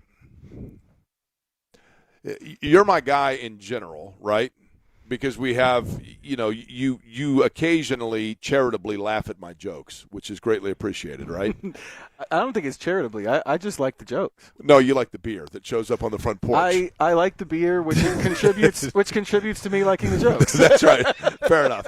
But you came over. Now, I want to recap for everybody what and by the way, on a side note, right now, the only thing out on the practice field is Kevin Bowen standing by himself, very awkwardly filming a video, holding a phone away like he's a tourist at Disney World. Now, does he not realize that there's a cast of like 19 different people standing around here watching that could gladly hold that camera for him? I think he's just trying to – he doesn't want to impose. He doesn't want to impose on anybody. Well, that's the difference between the two of us, right? Let's be real. Okay. Every once in a while, Joel, you came over and you made a point, and I said, hold that right here because I want you to share this with the audience. And I'm being a little bit flippant, but I was talking about the fact that it's still an adjustment for me, admittedly, to come out to Colts camp and see the rapidity of these practices. I mean, an hour, boom, in and out. And I was talking while the practice was going on and trying not to sound totally outdated by marveling at the nature of that. And I was saying, this, though, is and I mean, part of it's an NFLPA thing and that. But I was just literally 30 minutes ago talking about Indiana University. And I was talking about the fact that one of the foundations that is making Indiana University football unique is the fact that players, it appeals to them that when you go to Indiana, there is not a lot held against, you go there and practices are brisk. And Curt Cignetti has this mentality of, we tell you what to do. We show you what to do. It's up to you to then carry it in beyond the practice and figure out how to do that again, same thing the next day. You don't need 6 hours of sweat equity. And I was saying, maybe in the NFL, that same mentality holds true and carries over. But then again, like, how much influence would Curt Cignetti have on the NFL? And lo and behold, Joel, I'd like for you to share with the audience the epiphany that you were starting to share with me before I really cut you off and said save it for the air. Well, the thing is, Shane Steichen has met Cignetti, talked to Curt Cignetti, and one of the things I know that he took away from one of those meetings is the speed of the practices, how fast Cignetti gets in and out. Cignetti, I think, gives off this old school vibe, and that makes you think that he's running these practices that are super long, and at least he kind of gives off like a little Junction Boise type vibe. Right. Just the way he looks and the way he talks and everything like that. But Steichen was really impressed with the intensity of the practices and how quick they go. And he's been trying to move that way, I think, with Colts training camp practices for a while. And some of that is NFLPA, but also some of that is just how do we get stuff done, keep their attention, not waste time while guys are trying or you're not keeping attention. And if you go through these practices, you really don't have time. I know because I'm trying to, give people observations and take down everything at the same time. It moves really fast. You don't really have time between plays to look around or do anything because they're running the next one. And that's an example of Shane Steichen talking to Curt Cignetti and kind of going, yeah, this is kind of what I was already thinking. And then you look at the success he's having with guys of that age, and it's just underscores where they've been moving. The fast moving and the just rapid nature of it, is that ever what it feels like when you talk to me? Absolutely. You know what I mean? Like, I brought up, by the way, yesterday on reporting day, the absolute travesty it is that we call these guys physically unable to perform. Thank you. See, again, Again, Joel, it's the random brain droppings that hit me at 3:48 in the morning.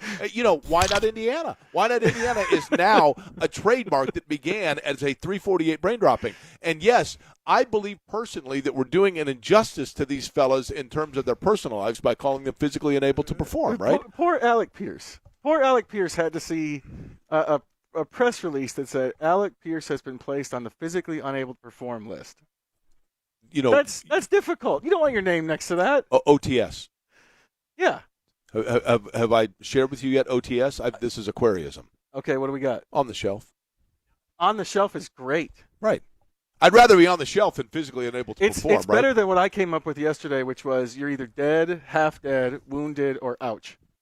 Okay. Yeah, that's so let me ask you this. The arm of Anthony Richardson in this was dead, half dead, wounded, or ouch? He was pretty good today. I thought he looked good too. He was really good today. Especially his last throw of the day, he really ripped it. I thought both him and Leonard some pocket timing stuff. Riley Leonard especially, I thought held the ball too long today. But yeah, I thought his arm looked pretty good today. What did they? In all honesty, Joel Erickson is the guest here from the Indianapolis Star. Can we say that you're on the Schwab Men's 2-in-1 hotline when you're not really on a hotline, but you're just standing right here? I think it's fine. Yeah, it's fine. You know what you have here? Two men, right? Me and right. you. Both suave, right? 2-in-1. There we go.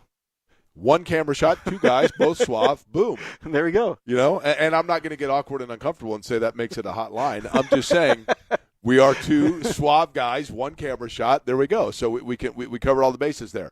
But what did we in the first hour here? What was the overall? I guess what did they do for folks that were not here? The Colts had a 1-hour practice number 1 of training camp. They did what? They executed what? They started doing 11-on-11 practice. That's the biggest thing. And they probably got 30 snaps of it in, I think, when I go back and look at it. And it is different. Like there were a couple plays today where Arden Key set the edge. And if you're watching on video, I just did the bunnies air quotes because he's not in pad, so it doesn't matter. But even just doing that stuff is a little bit more towards real football. It adds a layer of urgency to this. And then I think the other thing is just, this is not a small thing. Outside of Pierce and C.J. Allen, everyone was on the field. Right. How many times have we come here? That's unusual here, right? I was going to say, how many times have we come here and there's 9 guys out the first day? Okay, listen, kidding aside, and feel free to say no, although then, the beer fairy does keep scores.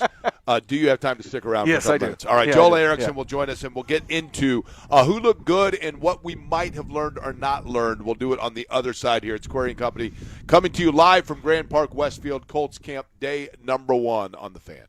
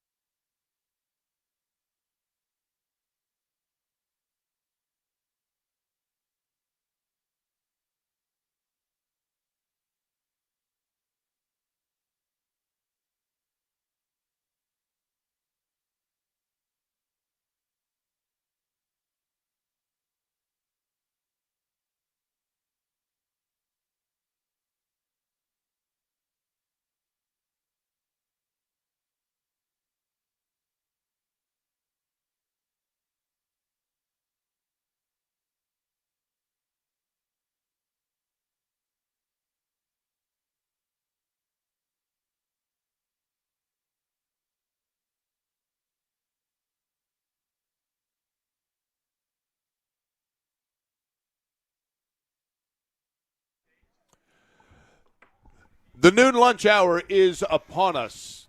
Hopefully you are on your way to Chicago's Pizza for their lunch buffet. By the way, Lebanon location, there are 19 Central Indiana locations. Lebanon carry-out only.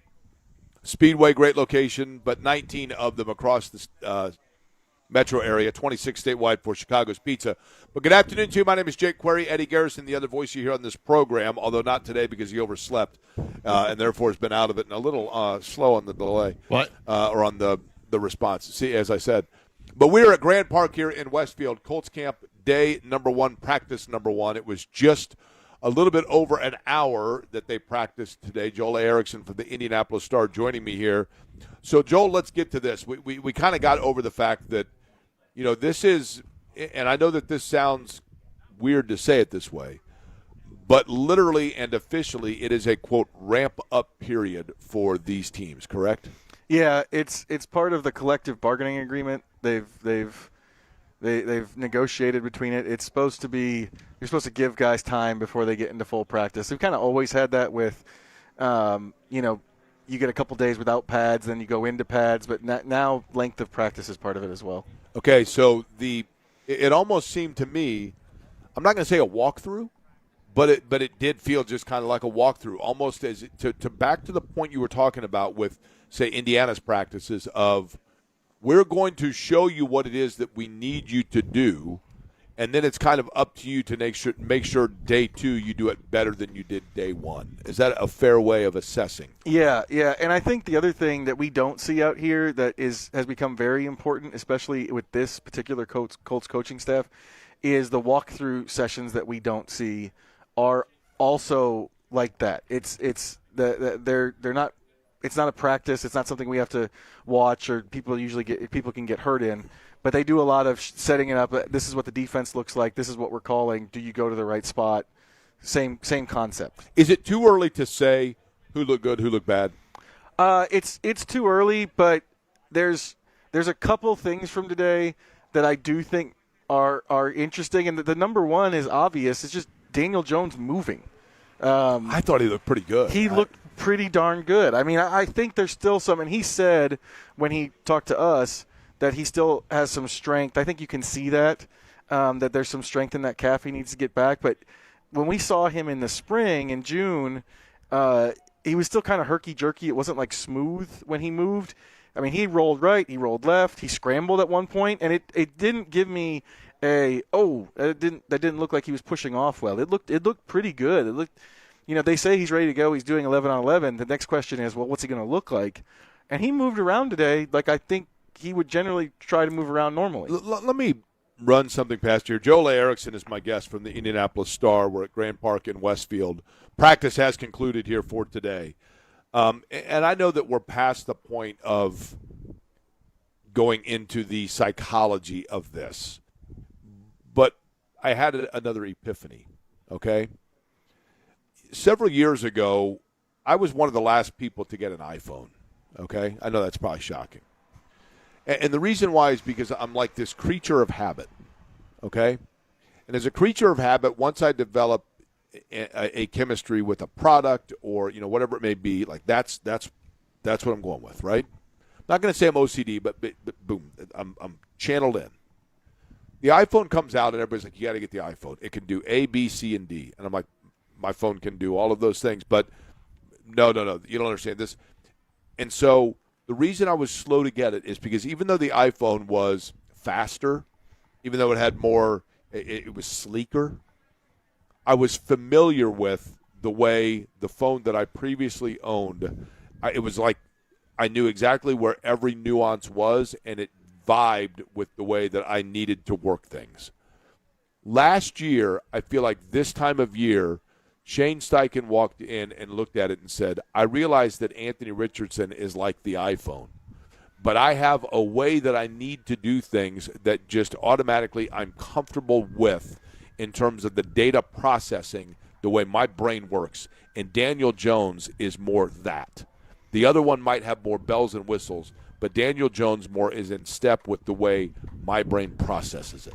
Yeah, I think that's a good analogy, and I think the other thing is just Daniel Jones has a better chip, whatever. probably using the wrong term, but like whatever makes the phone go quickly, like whether it's the iPhone or whichever one. SIM card. Yeah, there you go. His SIM card works better for the way Shane Steichen sees the game. The thing that's hard to understand, I think it's hard to see out here, and it's hard to see in games, is for us who aren't initiated into coverages and stuff like that, is that a lot of the NFL is based on, okay, you're in this, I have something that can beat that. Can I recognize that you're playing this defense and get myself into a play that's going to beat what you can do? Right. And it's really hard for us. I don't care what anybody says. You can try really hard to learn it. I think it's really hard for us in real time to know, do they have the right play for the right coverage, all that stuff. Because what we see is, was it complete? Was it incomplete? Well, that kind of thing. I think sometimes in the NFL, and I know I've mentioned this before, Joel, but it's not even always about making sure that you're going and running a good play. It's about getting out of a bad play. And I think as a coach, what you want is the confidence of knowing, okay, I feel like I'm calling the right game here, or my, whoever's calling plays for me, whatever it may be. But what I need to know is that I can cover that base, but I need a comfort in knowing that somebody is out there to cover plan B, that I'm not out there to hold their hand and say, this defense is set up this way. The play that was called is a bad play, so let's get out of that play. And I think that and I'm not saying Anthony Richardson can't. That is an unfair indictment of, intellect or whatever else. But I think the experience level of Daniel Jones is more in step with that ability to symbiotically work with Shane Steichen. Well, and you think about who Steichen came up with. He came up in the NFL essentially with Phillip Rivers, right? Who's one of the best we've ever seen at all of that pre-snap stuff, and knowing before he even has the ball snapped where everyone's going to be and where he needs to throw the ball and all that stuff. And that's who he learned NFL football from. And I think Jones is more. I don't think anyone. I mean, Peyton Manning, but there's a very small group of quarterbacks who are in the Phillip Rivers category of pre-snap. But Joe, people forget. But Jones is more that way. And Peyton Manning had to. I mean, look, Peyton Manning did not come into the NFL and immediately start making the right decisions. Right. You know what I mean? He had now he had the goldfish, right? Like he could, in that first year, he could set that aside and say, okay, here's what I learned from that, and process that. So, but Daniel Jones, because of his experience level, just seems to be able to pick that up. Now, the quarterback of a defense, if you will, would be the guy that is your linebacker. The green dot guy, is that right? Green dot, yep. Now, green dot, I think last time, the only other time I've ever heard green dot, Steve Harvey was giving away some card called Green Dots on Family Feud. You remember that? I don't. So it was like a part. Eddie, do you remember the green dot prize that Steve Harvey used to give away on Family Feud? I don't know. Okay. Cam, anybody please? No, I'm just kidding. But the green dot guy, this is a new thing like a year ago that became a term, and that is the guy that is getting the defensive calls in from Lou Anarumo. And C.J. Allen's going to be that guy for the Colts, but yet he's not out there. Now, allegedly, this is just a tweak, just going to be a week or so, but how, even today, just an hour, how critical could that hour potentially be for a C.J. Allen to not be out there? Oh, I do think it's critical. I mean, they even said, Steichen said even here on the first day that Jones changed some stuff. He got to the line, looked at the defense, and changed some stuff.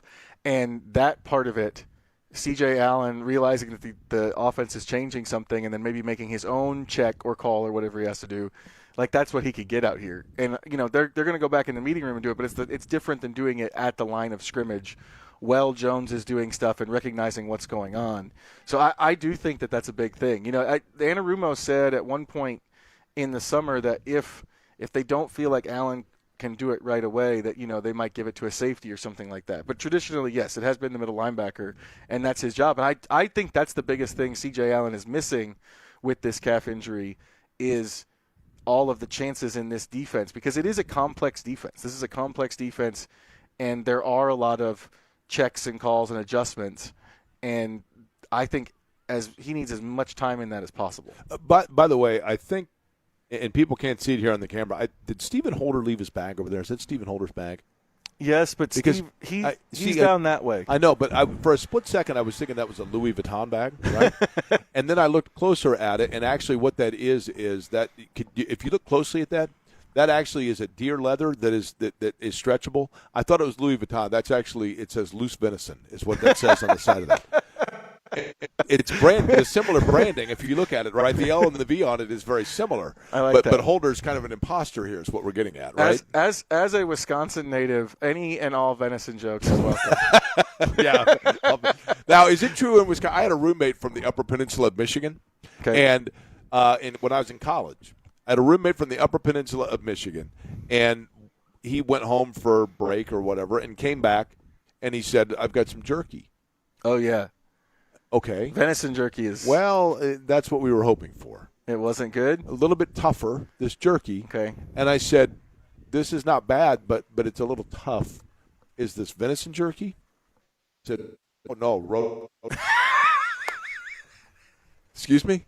What did you say, Jake? I'm sorry that cut out there. In the roadkill. And I kill. So RKJ, roadkill jerky. And I said, wait a minute. So what exactly meat is this? Oh, sometimes possum, sometimes raccoon. That might be chipmunk or squirrel there. Yeah, I've never had roadkill jerky. Is that common in now Wisconsin? The UP is I mean, you're going, and I don't know if you know this or not, but when you go into the UP, obviously you can go Michigan or you can go up through Wisconsin, right? But when you get up into the UP, and a lot of people don't know this, that actually counts. Like, I've been to 15 foreign countries, but I've not been to the UP. That would have counted. That would have counted. That as would 16, make sense. right? Yeah, that would make. I mean, it's a weird like Canada zone. Like there's a yes.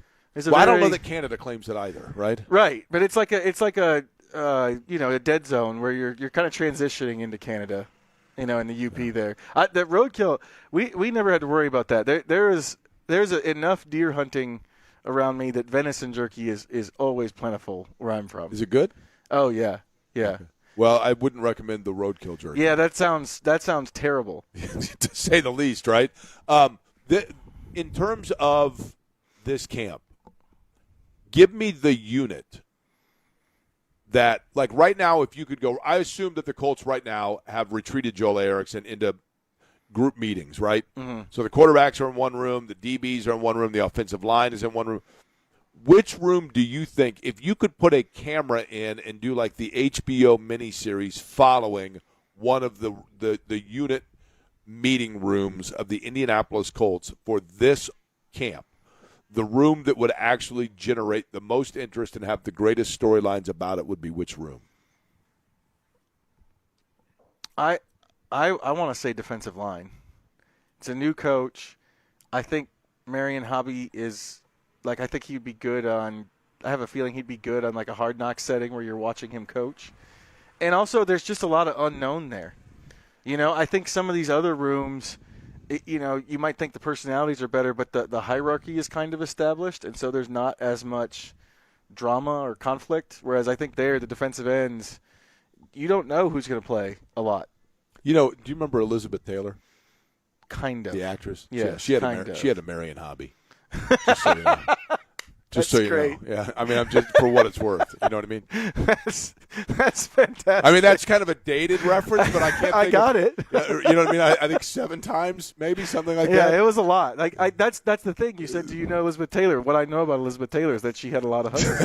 Right. That's what I know. She had a Marion Hobby, right? I mean, it was literally every other season. Sometimes, to be honest with you, just an hour of practice, right? Is it bad that I like that joke that much? I mean, I'm going to repeat this. I don't know if you know this or not, but my understanding is husband number 4 on the pup list.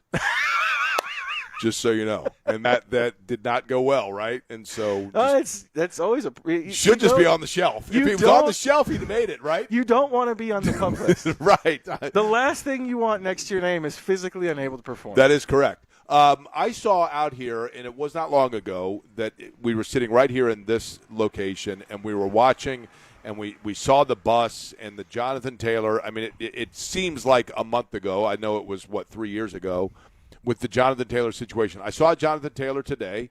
Looked good, looked the whole part. But we've talked about this a little bit, Joel. would it behoove Jonathan Taylor to take a hard line here in terms of his contract because of all of the uncertainty about the future, not just of the Colts, but their offense and et cetera? He's in a contract year. Would it behoove him to go ahead and start playing hardball now? He said today, that there's already been conversations. He has faith that it's going in the right way. I think that what you're saying about where this team is, it's very clearly in a make or break year. Chris Ballard said that yesterday. It's the last year of his deal. They have to win. That like the implication there is obvious. If I'm Jonathan Taylor, 7 years into the NFL, I would. And yet he's still a young guy. He's still a young guy, and I would not want to go through the rebuild that would be coming if this doesn't work out. So I don't know that they would want to. If this doesn't work out, the whole thing gets blown up, right? Exactly. And so, and also the other thing is, I think one of the big differences between 3 years ago and now is that there have been some very obvious examples of running backs who people were saying, oh, they're on the back end. Oh, they're getting older. It's okay for this team to get rid of them. I'm thinking specifically of Saquon Barkley and Derrick Henry, and I was thinking of Josh Jacobs. Derrick Henry, well, Adrian I was Peterson thinking of went Josh through that too, Jacobs. right? I was thinking of Josh Jacobs before he did something terrible. But those three backs were older, and it was like, oh, they're moving on. Should they invest in them? And essentially, with the exception of Josh Jacobs off the field terribleness, all three of those backs were absolutely worth the money. And I think that helps.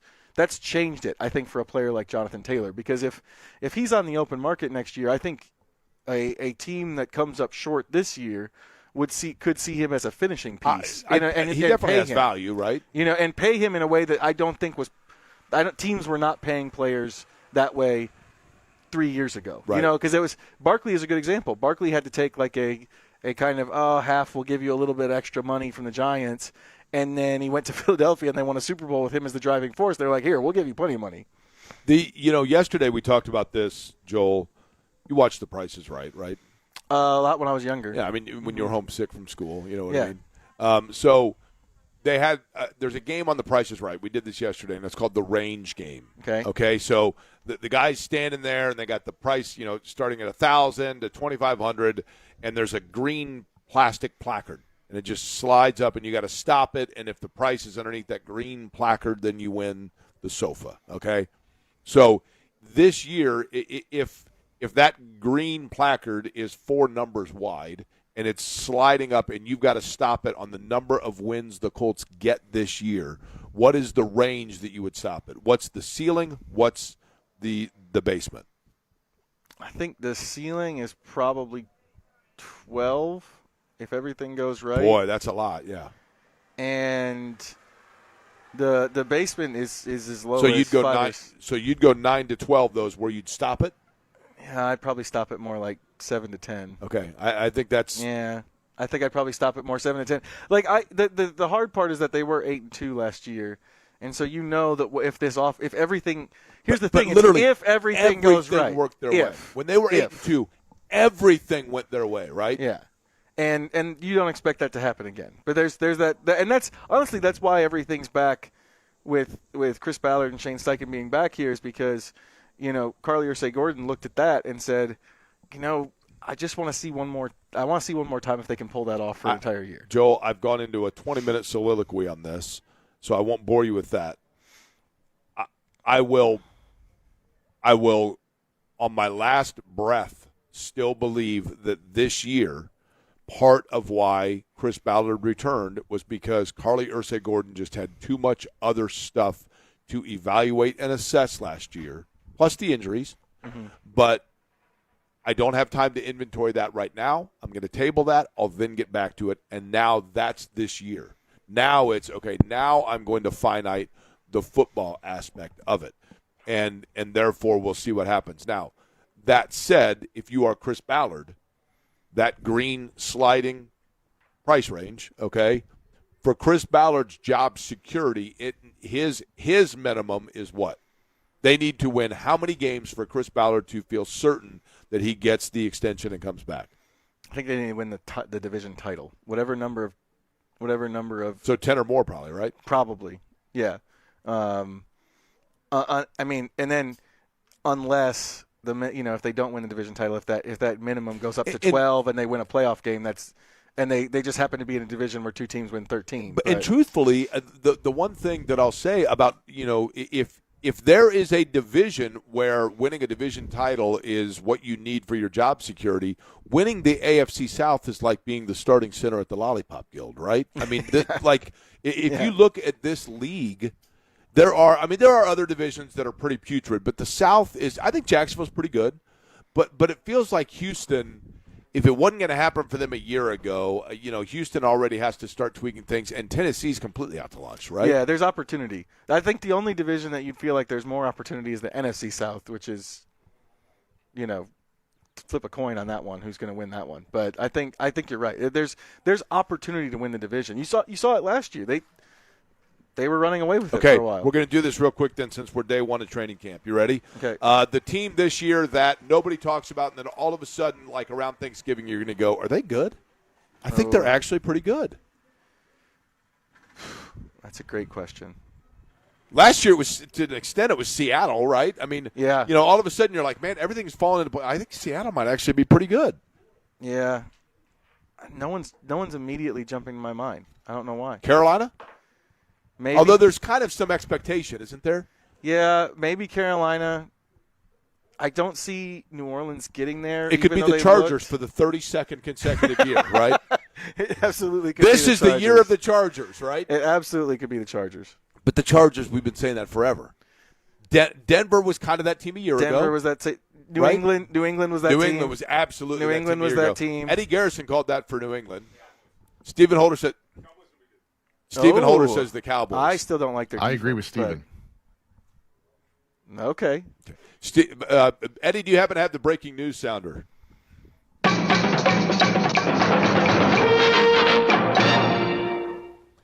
This just ends. Stephen Holder and Eddie Garrison both believe that LaMelo Ball is going to be a great point guard this year.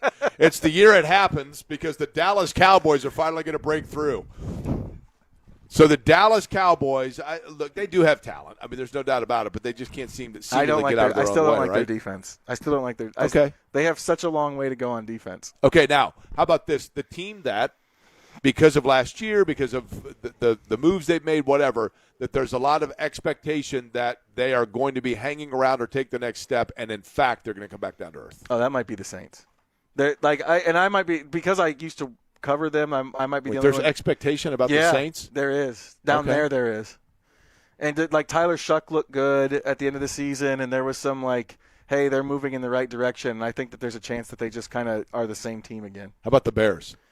The Bears is a definite pot. It's always every time the Bears win a lot, that next year they have a tendency to fall back. Okay. I will say for my first one, is Carolina too unfair, though? Because, okay, I'll say Atlanta. Just because the division's so bad, somebody's going to have to step up, right, and find consistency. So I'll say Atlanta has a better year than people think. The team that I think is going to – that we have expectation towards and it does not come to fruition, can we say Houston, or is there no expectation there? No, I think because of the defense, I think there's expectation there. Yeah. I'll say Denver. Denver comes back to earth. Okay. I still am not sold that Bo Nix is a franchise driver. Agreed. Okay. Then we go to Group 3, and that is the one that nobody wants to talk about it, but the reality is the window has closed. And we still think that they're there, but the window has closed. Is it Buffalo? Okay, that's fair. I'll say Detroit. No, Detroit's a good pick too.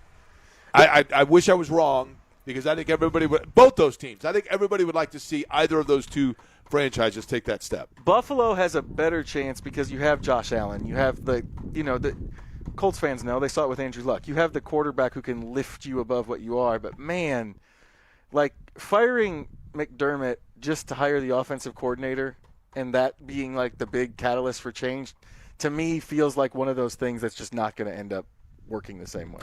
By the way, while we're in this tent here and there's a little breeze coming through, it's creating the flap of the tent is hitting up against the post here, and it sounds like that guy in high school that used to pack a dip. Do you remember that? Yes, with the middle finger. There was always the one guy, right? And in the case of my group of friends, it was one guy that he never actually ever put in a dip. He just had had it? Yeah, he'd do that, right? And then I think that eventually one time somebody was like, I don't think you're really doing that. And then he ended up hawking all over the table at Steak and Shake, and we got kicked out. The thing I remember about that is around, like when I was in elementary school going into middle, like 4th to 6th grade, like there were kids who would carry around. Dipping in 4th grade. No, they Wisconsin? would carry around that like shredded turkey that's supposed to be like dip. Venison up there, right? And then they would do that as if they had dip, but it's just like meat that's shredded up and put in a thing. Wisconsin really is a different country. It's a very well. Did Texas steal their ad campaign? It's actually Wisconsin, a whole other country. Well, so actually, I was to your point. I'm reading a book on Nolan Ryan right now, and they're saying that Texas is the only state. Their author was saying Texas is the only state where the state identity trumps any city identity. I was like, that's not right. Wisconsin's exactly like that, where the state identity trumps any city identity. Like now, Milwaukee is very different than where I'm from, but if you talk to people from those places, they're Wisconsin. I've always wondered this about Texas. This is another thing that keeps me awake at night. Are you ready? Okay. How can the stars at night be big and bright in the Lone Star State? That's great. That's fair. Doesn't that seem contradictory? That's fair. It's supposed to have one star. Now, you're reading a book you said about Texas, you said? Nolan Ryan. Okay. About Nolan Ryan. I don't know what it says about me, but one of the members of the Colts came over and said, here, I wanted you to have this. I knew you'd love it. And it's a book about nothing but serial crimes and bad things that happen in Indiana. Well, since one of the famous moments of me on this show is laughing hysterically at a joke about serial killers, I understand why. Eddie, do we have that clip, by the way? This was when this is the maniacal laughter of Joel A. Erickson when I informed him that his not home city, but the chief city in his home state, Milwaukee, Wisconsin, that the arena where the Bucks now play was the site of Jeffrey Dahmer's chocolate factory. The factory eventually moved. They closed down the chocolate factory. It was just an empty lot. They eventually built an arena, and the opening concert. Do you remember the two bands? It was a double billing concert in Milwaukee at the arena that was formerly the site of the chocolate factory where Jeffrey Dahmer infamously worked. Do you remember the two bands that played on the opening event of the arena? The Violent Femmes opening for the Killers, correct? That is correct. Yeah. And when I confessed that, Eddie, I don't know if you have it or not, but when I confessed that bit of news or informed that bit of news to Joel A. Erickson, this was Joel's maniacal reaction. That is a true story. Look it up. That's a true story. That's a maniacal laughter. It is. It actually makes me wonder what's going on. You know what I mean? For what that's worth. It is. That clip has made me try to laugh differently on your show. Well, here's the thing. You don't get a lot of practice. I mean, that's the one thing that we can say, right? It's not like there's plenty of opportunity for you to try to practice the way that you laugh. Okay, let's get back to it before we let you go, Joel, and I appreciate the time. You're looking, or if anything, in this first day of practice, to summarize for people that were not here earlier, let's begin with a two-part thing. The first is you would summarize practice number one as what and you oversaw or you witnessed, if anything, something that jumped out at you. It's just kind of getting underway. I don't know what the right word is for that, but getting underway. And the thing that jumped out at me was there was one period towards the end. Daniel Jones tried to get the ball outside to receivers in not quite this back-to-back snaps, but close to it. Mooney Ward broke up one on one side. Sauce Gardner broke up the other on the other side. And I think that goes both ways because Alec Pierce isn't out there. So we saw a lot of Laquan Treadwell and Nick Westbrook-Akine and different guys on the outside. And it goes both ways because if those two guys are healthy at corner, well, things look a lot different for this defense than what we saw last year because you can just kind of force teams to throw in the middle by having those guys play man. And then the flip side of that is if Alec Pierce is out, man, I think they need to add somebody. It just feels like they need to add somebody. Keenan Allen? That's the obvious one because of his history with Shane Steichen. Right. You know, but like it just I was imagining going into it. It's the opening week, and Alec Pierce isn't there. And, the ankle lingers or whatever, and you're going against Baltimore, and you're lining up, and it's Tyler Warren, and it's Josh Downs, and then on the outside, it's Laquan Treadwell and Nick Westbrook-Ikhine, or Ashton Dulin, I love Ashton Dulin. Like these are, they're fine players, whatever. But I just don't know if I think that they can carry that. I feel like that the level receiver of room importance. I feel like the receiver room with Michael Pittman Jr. gone, and I think that we're going to find – and Tyler Warren may replace that role, right, of the over-the-middle tough guy, right? Yeah. And so, sure, fine. Josh Downs, we know, is a really good player, can find his way open and be a bailout guy. And then Pierce, we hope, returns to what we expect. After that, it feels to me like the receiver room is a CarMax with a lot of Honda Civics. Yeah, they're perfectly fine, and they're very sufficient. But none of them, they're interchangeable, and not one of them really jumps out amongst another one, right? Yeah, I think that's how I feel too. And so that to me is intriguing. Now the other thing is, as we go to day 2, was there anything today that you didn't see that you're going to have to take a closer look at tomorrow, or anything that tomorrow you say, here's a question mark that may linger, and I'm going to look for that again tomorrow? This is way off the radar, but Dalton Tucker had a bad snap today, snapped it over the quarterback's head, and they don't really have what you would think of as a go-to backup center. And they're trying, long snapper or backup center? Center. Okay. And they're moving Tucker there. And this all seems like it's not a big deal, right? It all seems like, it's backup so center. long as Bortolini's healthy, it doesn't matter, And then right? as soon as Bortolini has a concussion or something, it becomes a really big deal. Like we've in my time here with Ryan Kelly missing 3 games, whatever, you end up with someone else playing center. And I think Dalton Tucker can do it, but he's been a guard before. So if he can't if the snaps continue to be an issue, that kind of thing, they're going to have to find one else on the roster. And like I said, it doesn't seem like – none of that stuff seems like it's a big deal at this time, all that depth stuff. And then we get to week 4 and someone's hurt, and all of a sudden it's a huge deal. Are you surprised Kenny Moore II has not been signed somewhere? A little bit. Yeah, a little bit. Do you think Kenny Moore II is surprised that Kenny Moore II has not been signed anywhere? Yeah, probably. Or do you think it's by design at this point? I do think it's partially by design because a lot of those guys wait around for there to be a pressing need. I just thought somebody who runs a zone scheme would have jumped on that. I don't know off the top of my head what the slot nickel situations are at all those teams, but I thought someone would have jumped on him earlier because if you play him in zone and you're not asking him to play man, I think the ball skills and everything still play well. So do you stick around now? I mean, we're done for the day. Do you go back and write for the Star, or are there other things that you do around here to observe? We're pretty much done, right? Yeah, there's a hotel nearby where there's a media room to work, and I'll go there and do my observations and stuff.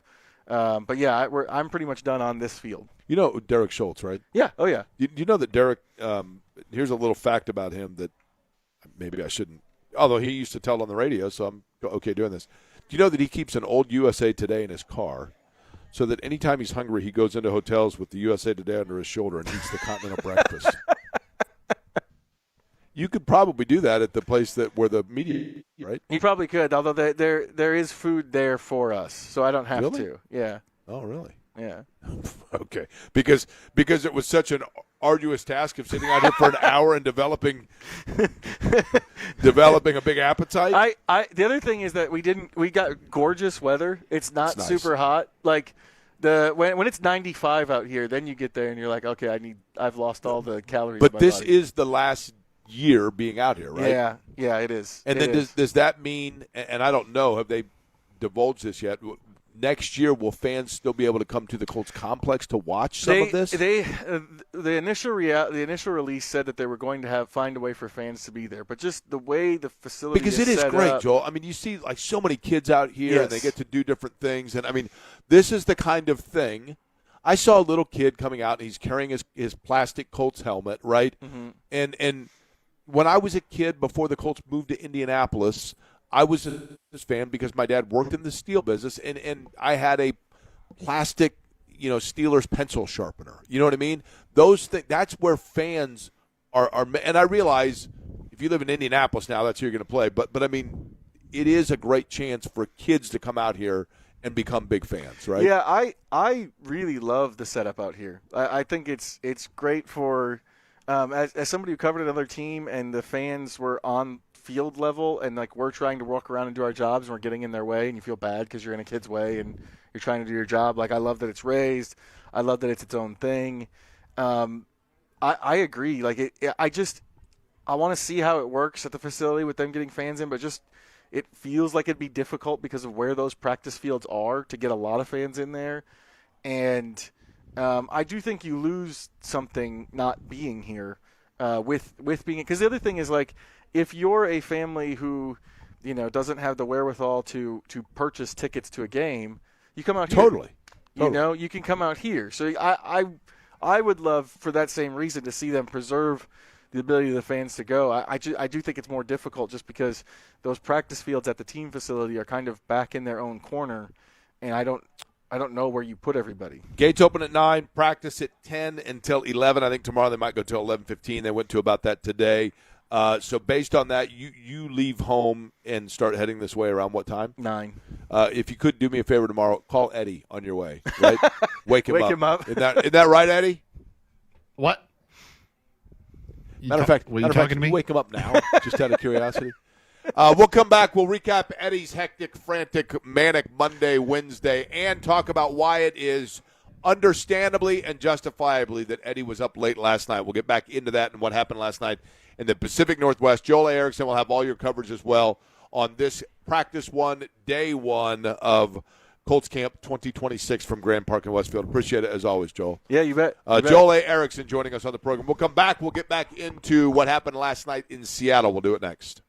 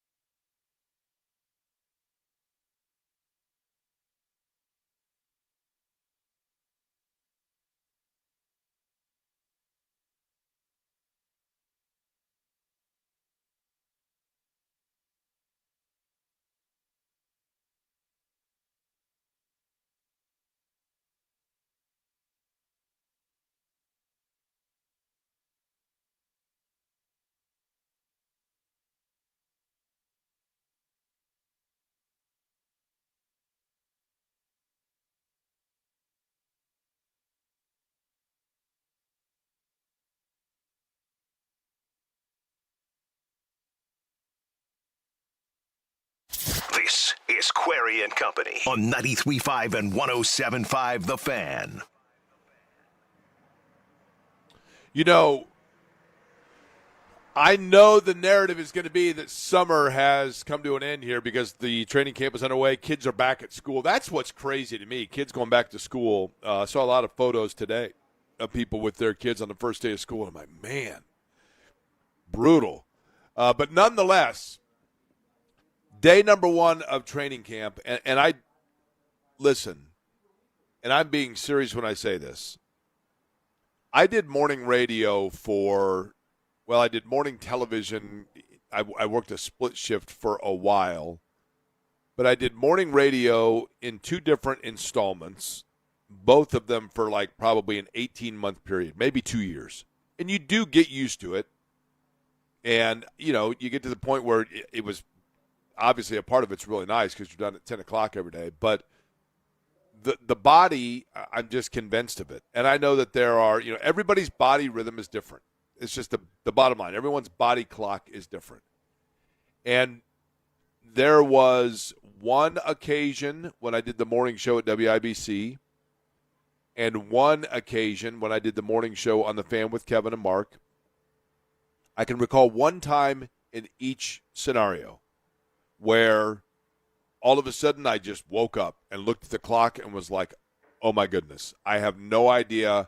And I think in one of the cases my alarm was going off and I was dreaming about a fire truck or whatever and, you know, and thinking that was the alarm that was going off. But I do understand and respect, and I think to a great extent when people do that, there is going to be once a quarter, once every 6 months or so where your body just says, nope, not doing it today. I totally get it, and I understand it.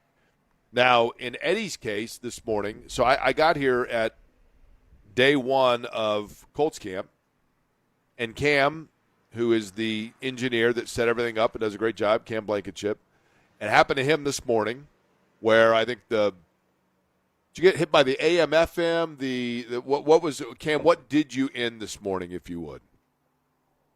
You remember what it was?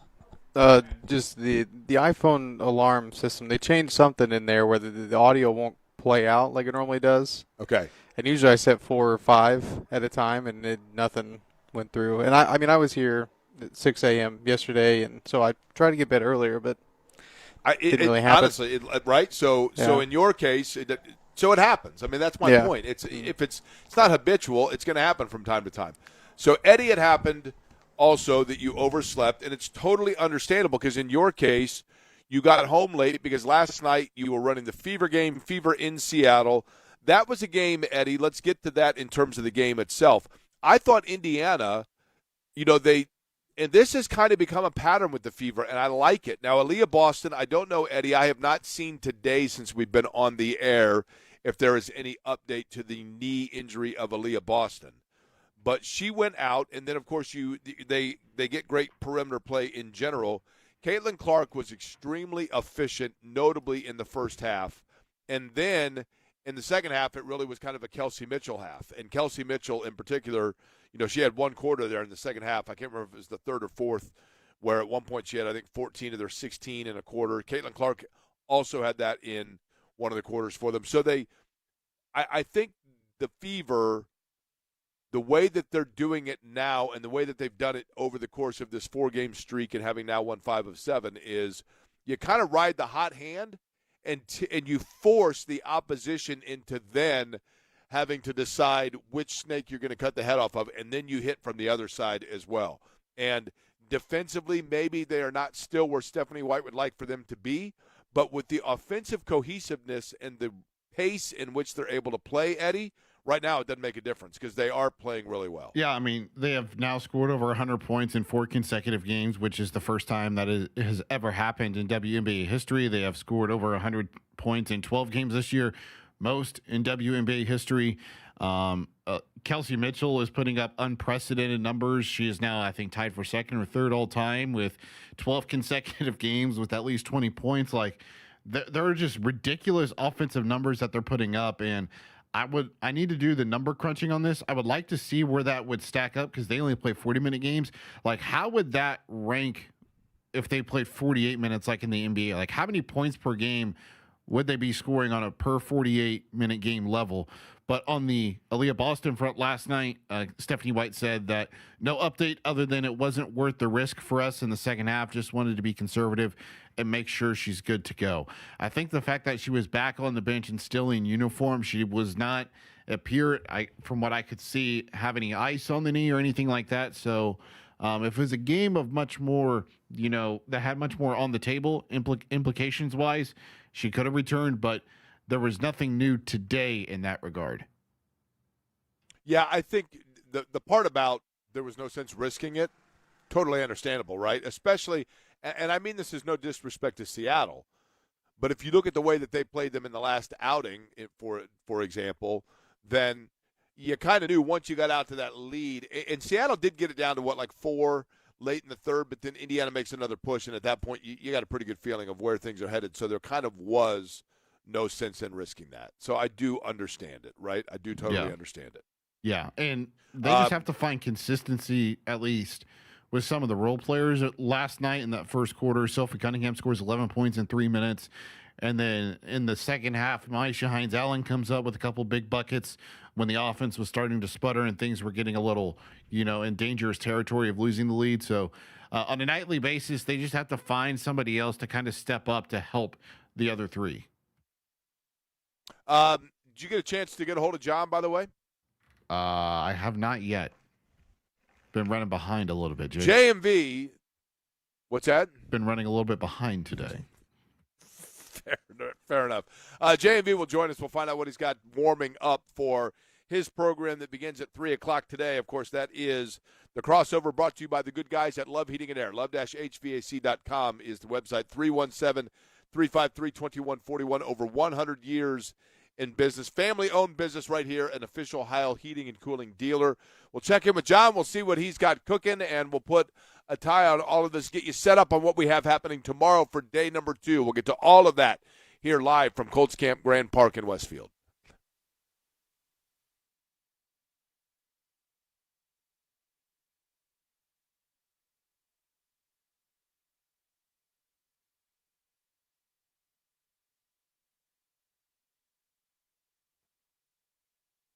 Hey there, Jake Query for Surfside. Look for the can with the sunset stripe. Surfside, just 100 calories, 2 grams of sugar, and no carbonation.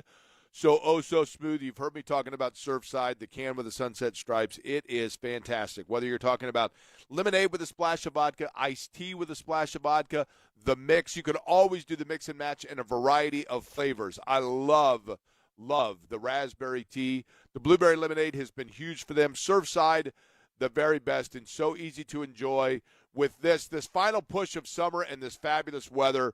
Perfect time to enjoy a Surfside. Look for it wherever you buy your favorite adult beverages. Surfside, please be 21 and please consume responsibly.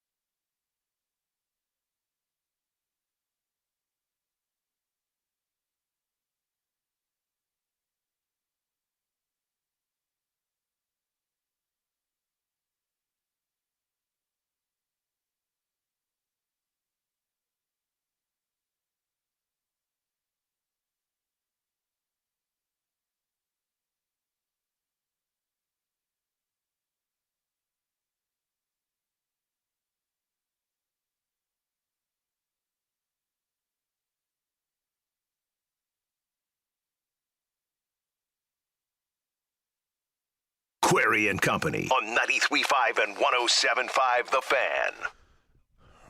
Thank you to Joel A. Erickson for joining on the program today. Also, A.J. Haulcy, the rookie safety out of LSU by way of Houston and New Mexico, joins. Rookies are always funny to interview because, at first they can be kind of quiet, guarded, and then you kind of open them up a little bit. And he was pretty good in talking about what quarterback in the NFL he most looks forward to intercepting because he grew up watching. That was one of the things that we got into.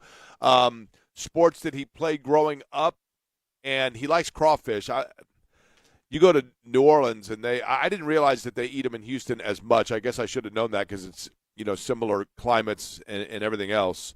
But good conversation with him, and that will be uploaded as well on the station website at 1075thefan.com. You can take a listen to that. But, of course, as always, I ask that with any of the different interviews that you can hear on this radio station that you wait until after 6 to do so, because John will carry you home from 3 until 6. Joins us now as the crossover is brought to you by the good guys at Love Heating and Air, love-hvac.com. John, practice number 1 is in the books. What's lined up for the big program later today? Well, I want to find out a little bit more about the possibility of who's going to cover the Pacers this season with that. What's it called? The Zone? The Zone. Yeah, we talked about that earlier. Yeah. So Austin Karp, who writes for the Sports Business Journal, is going to join me because evidently he believes this thing's going to be etched in stone. So I've got to find out a little bit more about how a couple of things. One, Jake, stands out is the price tag, because if you saw some of the prices, ain't nobody around here paying that. Nobody around here paying that. There's zero way the Pacers can step foot. Go ahead. So we talked about this earlier. The early report is that to get the Zone, and again, I believe it's DAZN or DIZN. I mean, that's the app itself, right?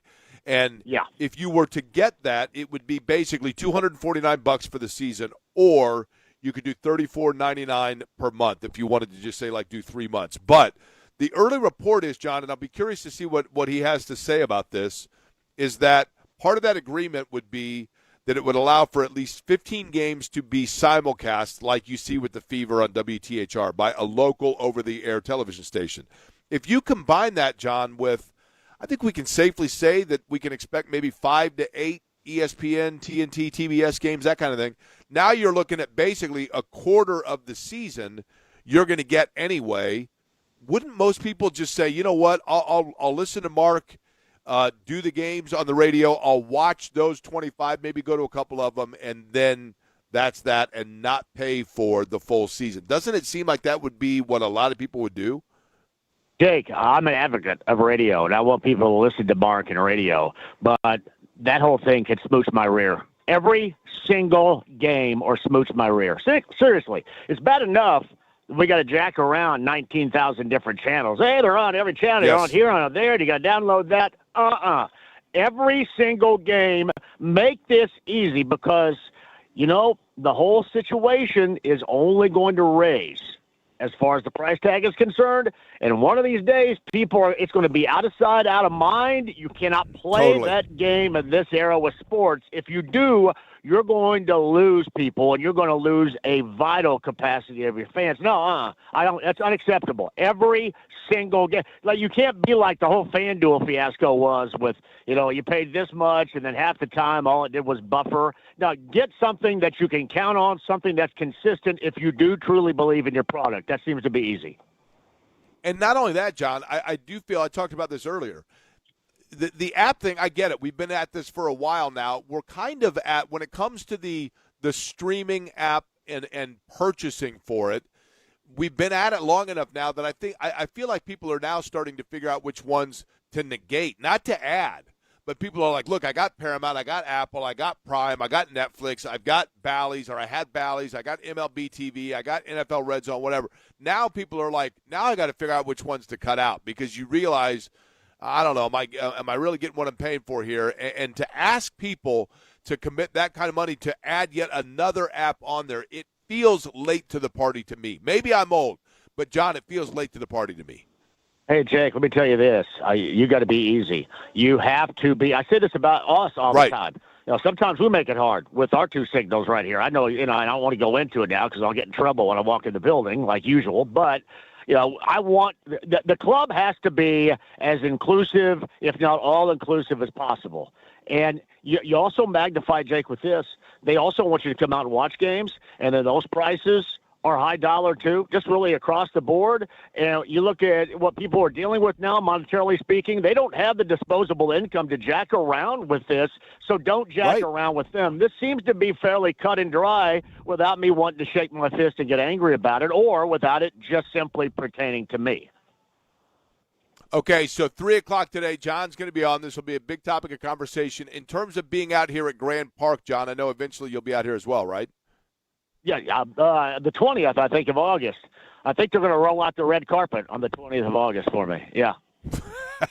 Okay. It was crazy today, John. I got here I'm on the air at 10, and they literally practiced for maybe 65 minutes. And by 11:15, everyone, it was literally gates open at 9, cleaned out by 11:30. It is a great chance for folks to come out because it's an hour and a half. An hour and a half, you come out, you get to enjoy it. Kids run around. They got all kinds of inflatable stuff going on. So a ton for people to get to. I love it. John, it's great for the fans out there, Jake, too. It's great for the fans, and it's sad the direction that it's going right here because the fans love it. I would totally agree with that. All right, 3 o'clock today. John's got you covered. John will be listening, man. Appreciate it as always. You got it, buddy. JV joining us on the crossover, brought to you by Love Heating and Air, love-hvac.com. 317-353-2141 is the telephone number. Eddie, I know that each day that we're going to be out here, A.J. Haulcy again joined us today. Have you gotten word yet? I've heard some scuttlebutt, but I didn't know if you've officially heard what player will be joining us tomorrow. Yes, a guy we talked to last year, Justin Wally, will be joining the program tomorrow, and Stephen Holder will stop by and join you at the table. I thought last year that Justin Wally was one of the more fun conversations that we had. I loved it. I loved having Justin Wally on. And I think, Eddie, we got to thinking about this. You and I were brainstorming here. Tomorrow or Friday, I don't know. We'll see. But we need to maybe brainstorm. I think it's time to bring back the 2-minute drill. What do you think? I concur. For Friday, maybe? Now, yeah. That's going to get your, to quote Mike Damone, whatever happens, your toes are still tapping. And if you're unfamiliar, folks, with the 2-minute drill where we just sweep around the NFL talking to different people about what they got going on, and we do each of them at 2 minutes each, Eddie's head is on a swivel. So yes. We might give him the day to prepare for that because of the fact that, again, West Coast trip for the Fever, it comes with some challenges. I totally get it. I totally understand it. But tons of fun out here today. Again, A.J. Haulcy, thank you so much. Joel Erickson, thank you so much. Colts for the hospitality. We will be back with you tomorrow. Practice number 2 from Grand Park in Westfield. Thank you for listening to Query & Company.